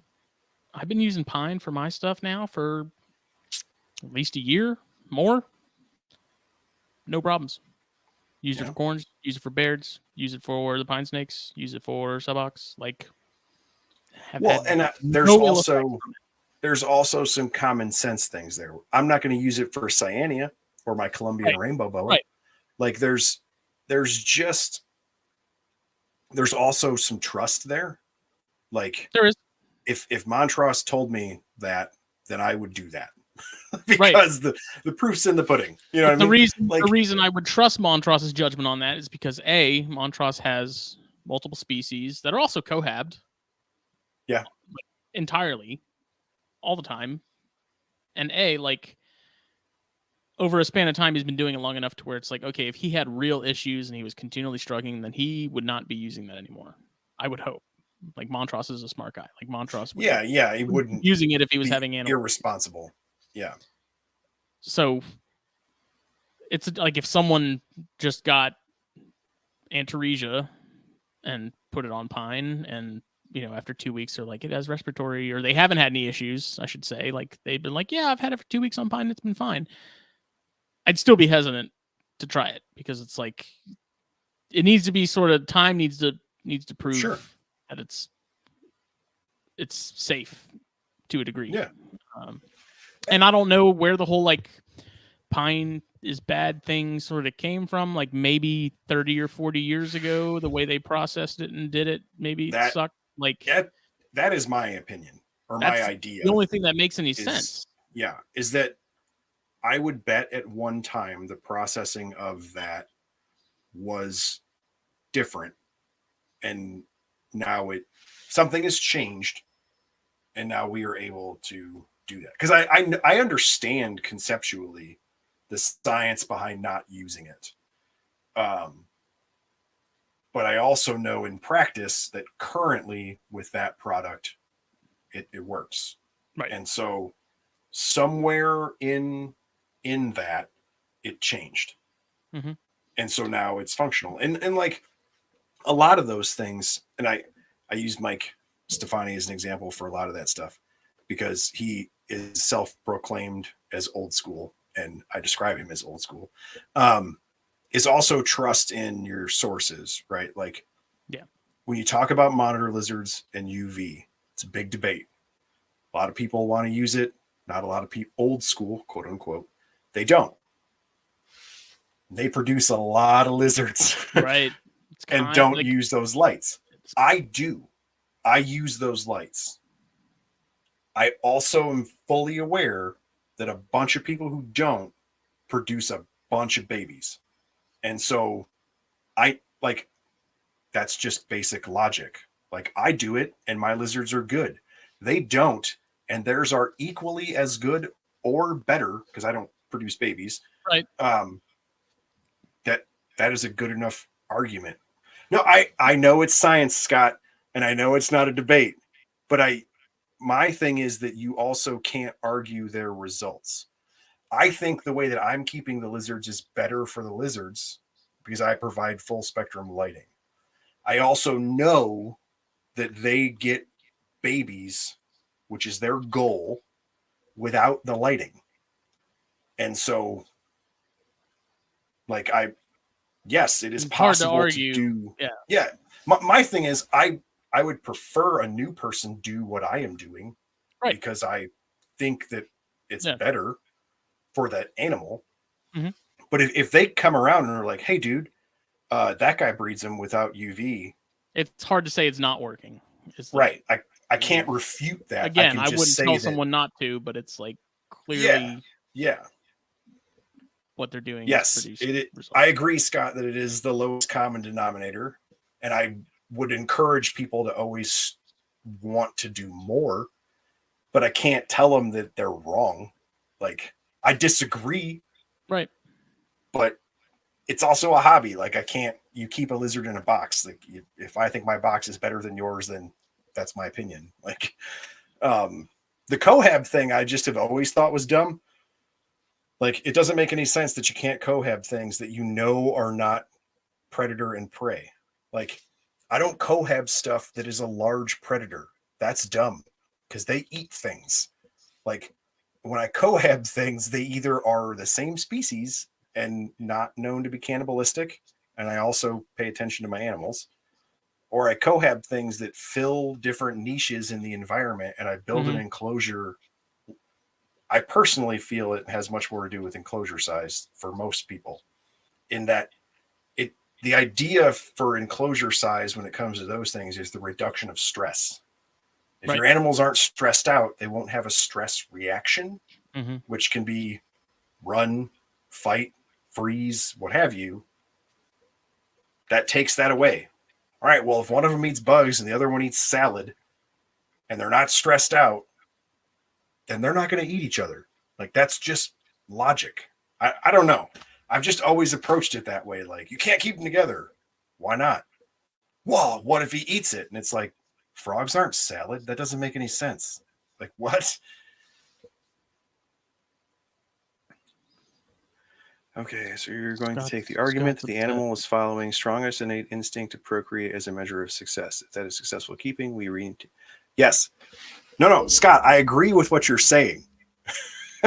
Okay, so what Scott is saying is the argument that the animal is following its strongest innate instinct, which is to procreate, as a measure of success. If that is successful keeping, we need to redefine what success is. Agreed. What I would say is, when new people come into herpetoculture and they see people who are successfully breeding animals, to them, that is successful because the animal is healthy enough to accomplish that.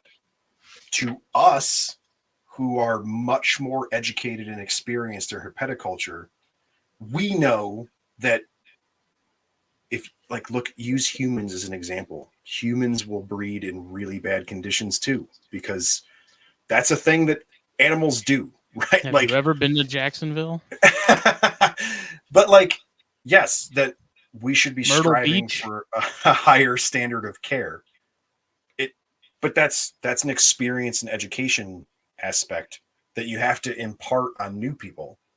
And it makes it harder when the new person argues back to you, well, but the people who are using regular lights get babies. Why is UV light important? Agreed. It isn't always new people. It is sometimes people that are breeding or what have you that are saying that they don't need it. And that's human beings, man. Like, people are linear. Once they get in a rut, they don't want to leave it. That's why it's called a rut. And it's effort and expense. Like, they are trying to do it the most efficient way, and which is usually the cheapest way, which usually means you skimp on equipment a little bit because equipment costs money. Yeah, I mean, there are levels to that where it's better, or I think better or worse. And that's always going to be friction, though. Like, telling someone that they could do better implies that they are currently doing worse, and nobody wants to. That doesn't feel good to hear that. I don't See, know. the problem with like that in particular, because it drives me crazy when someone's like, on anything, whether it's political or reptile related, do better. It's like, according to you, according to the general populace, like, what's the measuring stick there? Because it's like, just because I'm doing it a certain way that you don't like doesn't necessarily mean that I now have to change what I'm doing to make you feel better. Well, no, I hear that. I get what you're saying. I agree. It's never going to be fixed, but I struggle with the comment not to be. Yes, agreed. My thing is, rarely will it be the long-term established keeper who. So this becomes more of an issue in social media, I think, and Yeah. I'm on there. I'm on the side of Scott with this one, where it becomes very frustrating because for people like us, Justin, I don't Scott, disagree with myself. Scott either, for the record. Yeah, no. My thing is like, if a newer person asks in a Facebook group, Instagram chat like this, whatever, about something, and then one of us says, "Here is the highest standard of doing it, full spectrum lighting, so on and so all these different things." It's really frustrating on our end for the person who is asking a question or has a problem to come back with, "Oh, well, Jimbo does it with a light bulb from the hardware store, so your answer isn't as good." But I would argue that that is a consequence of social media in and of itself, because most people are just looking for an echo chamber, and they are asking you a question they already want a set answer to. And if you don't give that set answer, then they're automatically going to be frustrated. Impure. Yeah, but because we have the knowledge base, you know what I mean? It's a back and forth. I think chondros are a really good example of it. Like, I don't keep my chondros in naturalistic, bioactive, whatever you want to call it, type setups because I personally do not feel that chondros do well in those long term. Someone who tells me, because I'm keeping mine with perches and like pothos in the water bowl on puppy pads, telling me to do better, like, I instantly am just not. I'm tuning you out, because it's like, because I'm not giving it grapevine that molds like crazy and like ridiculous amounts of plants and other things. It's like that, because you think that that's the way it's supposed to be done. Like, now you're going to tell me to do better when I'm working with a method that is clearly fine and working. And like, that's when I kind of just, I'm not into it. Like, that whole thing of do better when it's like I'm doing something that's working, especially for my particular area. Will a naturalistic setup type deal work better out west where the humidity's worse? Like, probably. But it's like, I don't know. I'm not. If someone wants to keep chondros like that, go for it. Like, go nuts. I just think you're making life harder on yourself personally. But Well, but you also have to look at it from the perspective of naturalistic, right? So say that's the argument. So the argument, for argument's sake, is that naturalistic chondro setup is better than puppy pads and a perch and whatever. But where do chondros naturally exist? Like, if you look at a chondro like Natush, if you look at Natush's social media when he comes across chondros, it's not like super dense jungle where they're pushing the vines out of the way through the mist to get to the green snake. It's usually a pretty barren set of tiny branches that what the space they occupy is very different. It's the parameters that are very specific for the entire place, right? But where they exist inside of that place is actually a pretty sparse area of little branches that they're using to sit on over rodent trails as adults, and usually looking for little lizards and things as babies. To me, that equates to dart frogs, right? Every time you see pictures of dart frogs from people who go on vacation, they're in like leaf litter and crap next to some signs by a trail. Like, they didn't move the Japanese moss out of the way to find the tiny fern with the blue frog next to it. It's just sitting in some leaves and Again, crap. that's a prime example of the other side of that coin. It's like I'm also not going to recommend someone keep dart frogs just on sphagnum moss or wet paper towel. Like, Yeah, they need plants. They need the show. Like they need the the setup. Yes, but my thing is the idea being that the fully planted, decked out setup is currently our best way to make the parameters that they actually need.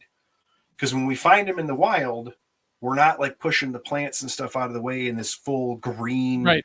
beautiful bromeliad setup. They're just in the leaves and crap where the bugs are that they eat. Mm-hmm. And so it's the parameters that we're trying to recreate. Sorry. That's just the best way for us to do it.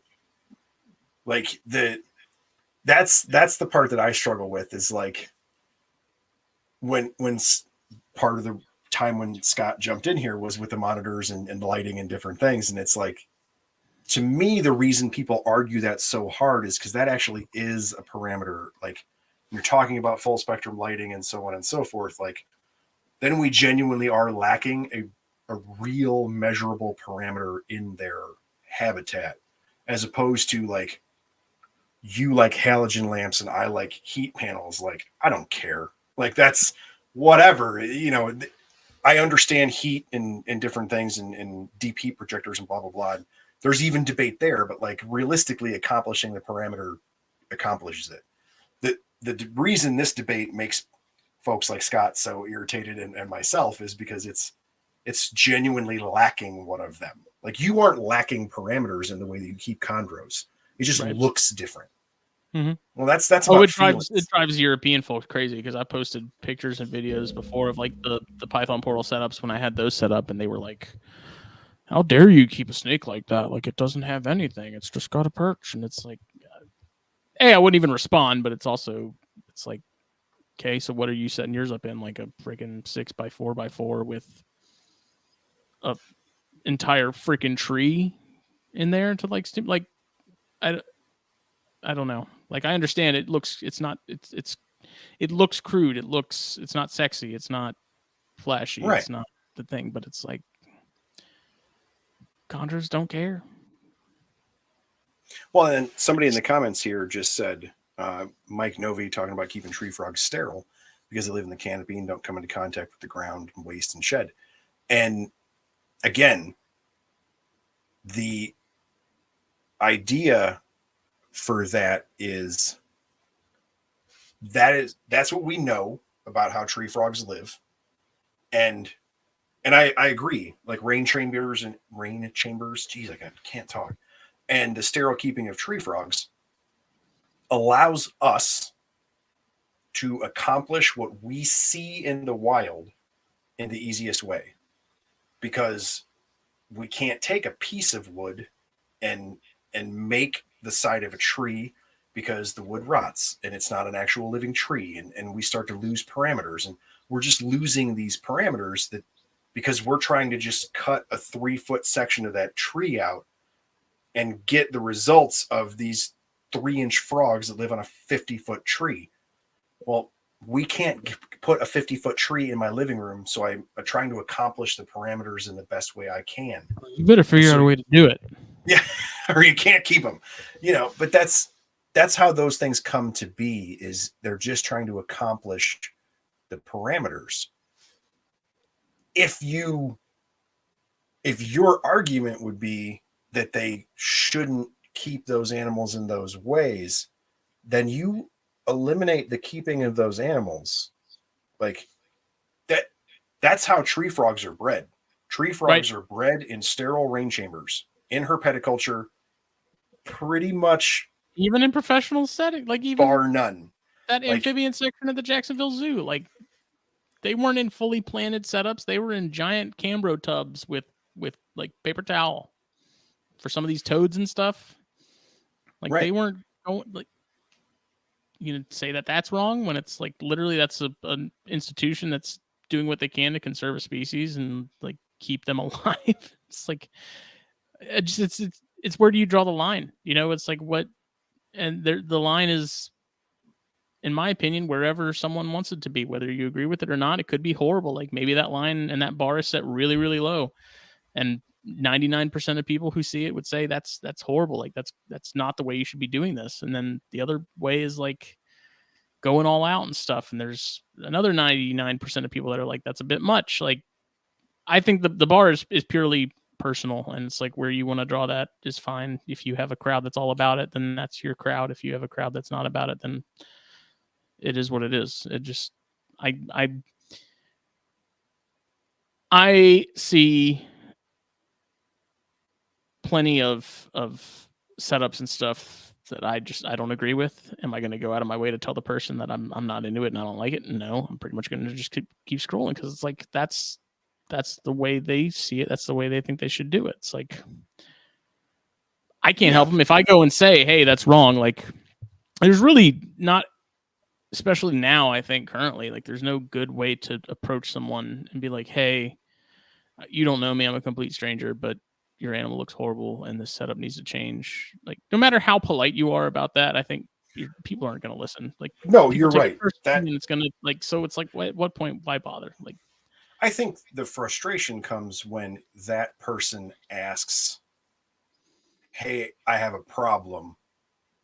Right. What Scott said is exactly what I'm getting at. Like when you can tell that there's clear neglect and the animal is in really bad shape, like not doing well, like that. Oh is, yeah. I think a universal bar. There's still going to be a small percentage that's going to be like, "Oh, it's fine, it's working." Absolutely. Those people are idiots.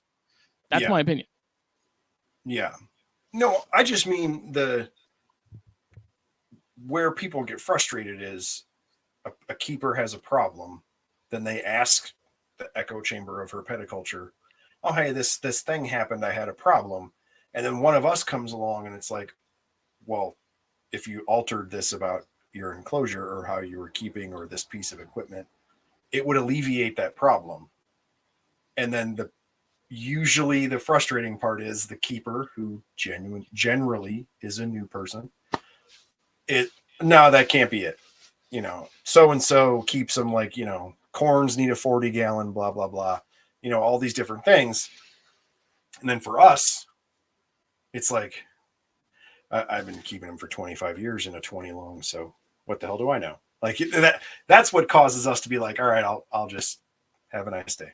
You know, like it's, yeah. And that's, I mean, I see it, like I said, the corn snake group is a prime example, or at least the bigger ones. Cause I don't really respond to anything on any of those, but I do float through the comments and stuff and just watch the sort of the chaos ensue. Cause it's like, it's unbelievable, man. Like there's people who are telling people they should be keeping a baby corn in a 40-gallon aquarium. And it's like, why?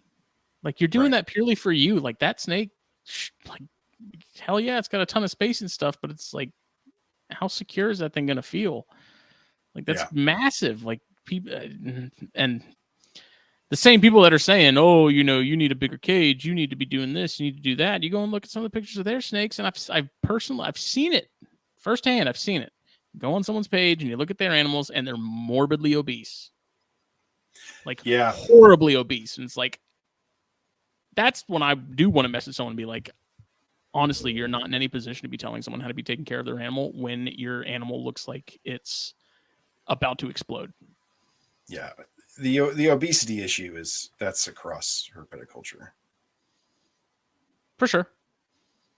But those are the same people that are like, that's wrong. You need at least 4 hides. You need 2 hides on both ends of the cage. Yeah, I you love need those. more foliage. You need fake plants. You need this. You need that. Feed it X size rodent immediately every goes 4 into to 5 substrate days. And then it's like, and then to see people like argue about that stuff, it's just like, what is happening? Like, that's why I'm not into Facebook groups, really. Like I'm not active in a lot of them, at least the handful outside of like THN related stuff and like the USDA group and stuff. Yeah. Like I'm a lurker. Every bearded dragon needs a hammock, Scott. I know you have hammocks in Australia. Don't you lie to me. Yeah, it's just Burke and them said they visited your house. There were hammocks everywhere. The green ones too, not even like the natural rope looking ones.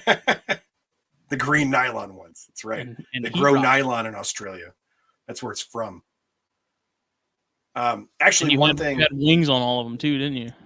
Wing the leashes. one thing, actually, several things Scott said, but one of the things Scott said I want to make sure people on the audio version of the podcast hear was about pics from field herping that are often staged, and that's something that if you don't go field herping or have a group that you go field herping with or whatever, you should listen to the folks from THN and MPR that do a lot of field herping and how they um, explain all of that, because a lot of times, just as Scott said, um, you find the animal and then you put a hat over it or whatever just to get the snake to chill out for a second so you can get a good picture or whatever, and a lot of time and effort goes into those pictures and they end up being beautiful.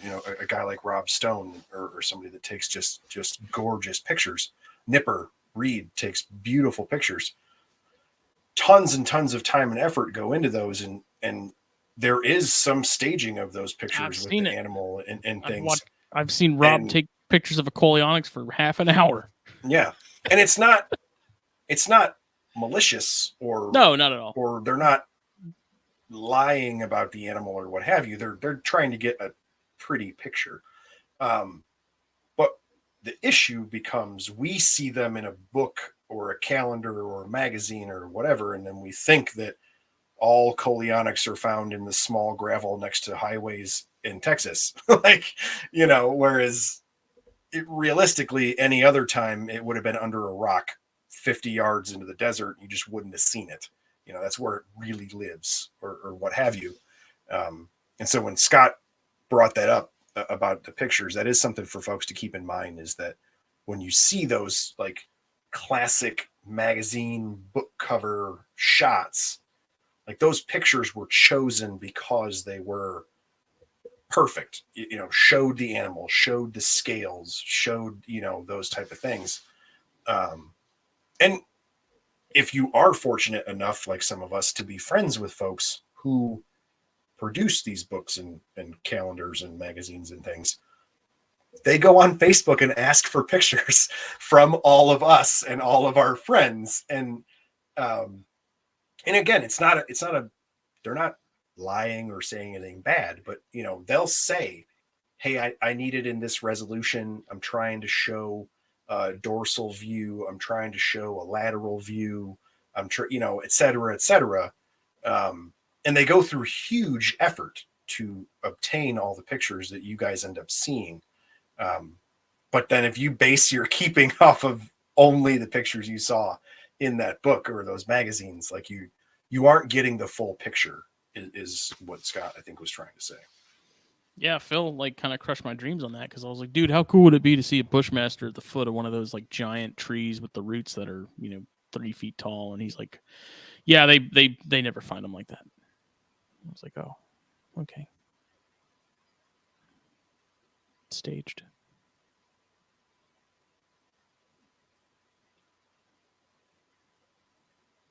Right. Yeah. Yeah. Andy was saying how they, without context, a lot of those pictures don't mean anything. And yeah, exactly. Yes, exactly, Scott. Everything is on a picturesque, beautiful mountaintop, right on the or peak at the river's edge. Yeah, the highest, most rock with the of background course. and everything. They like the view too. They like to That's right. watch the sunset from the top of those mountains. All right, man. We're almost to 2 hours. Want to wrap her on up here? Yep. Facebook groups of the devil. And pictures are lies. Scott and Ty Iper only use hammocks in the wild of Australia.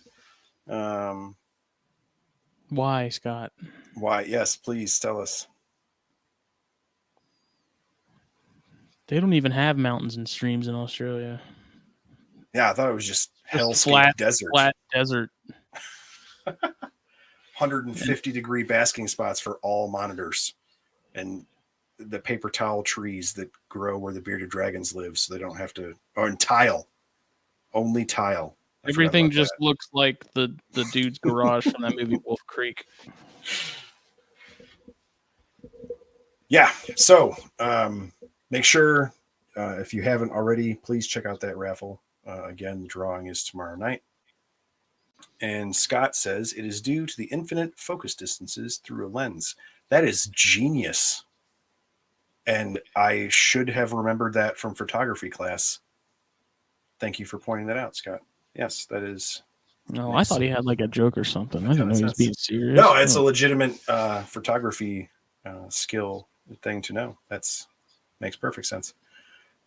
Again, this is like watching movies with people who have experience in whatever field that explosions aren't real, and you're ruining everyone's fantastical romantic idea of. I did that last night. We watched The Parent Trap, the Lindsay Lohan one, last night because my daughter hadn't seen it before. And there's that scene where they're hiking, and they put the lizard on the evil fiance lady, and I was like, "Oh, look, a Chinese water dragon in California." Yeah. Of course, Katie was like, "It's a lizard, it's a green lizard." I'm like, "Yeah, no, that's a Chinese water dragon." Yep. Yeah. I love it. It drives them crazy when I do that. I'm like, that's not supposed to be there. Oh, dude, are you kidding? I'm the Harry Potter bug guy at all these conventions and all this stuff. And when I tell them, like, no, it's a real bug. Here it is on my hand, and they're harmless. That's why they use them, And then you get all these people, like they're adults now, kids that grew up with those movies are now our age. And they're like, what do you mean?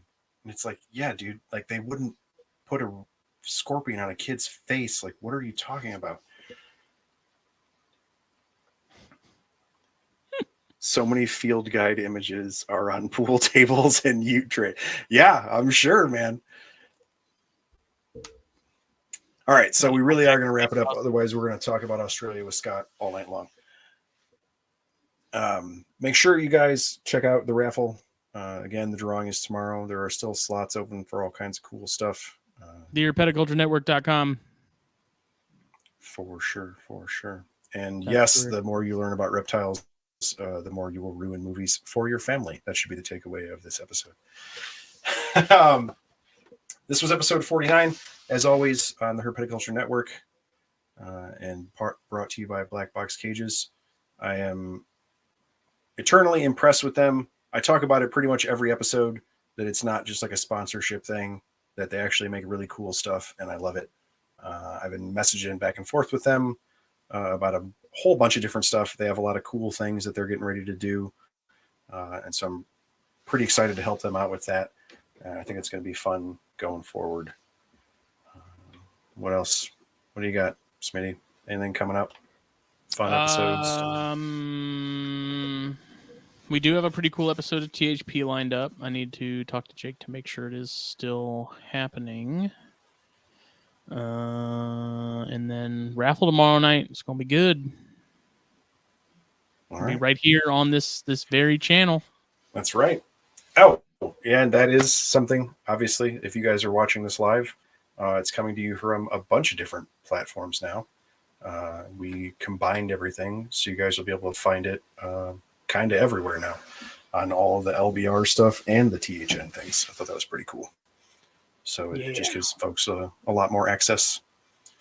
So I have guests lined up through May 21st, I think. I just talked to a lady. What's that like? Having guests lined up, it's fascinating. Being prepared and lined up months. Yeah. I'm actually really excited. I am having a diversity of guests so far this year, in that some folks in academia, some folks that are actually, since I just said diversity, one of the folks is about diversity in academia and conservation and ecology and different things. Another person that I'm talking to is on the paleontology side and the progression of reptiles through the fossil record. All sorts of, not just herpeticulture nerds, a broad spectrum of nerds to talk to. So I think that's gonna be really cool. And then plenty of lizard dorks too. So I got all that covered. So awesome. All right. We'll see you guys again in 2 weeks for me. And I will be in the chat for sure tomorrow night. See you. Thank you all.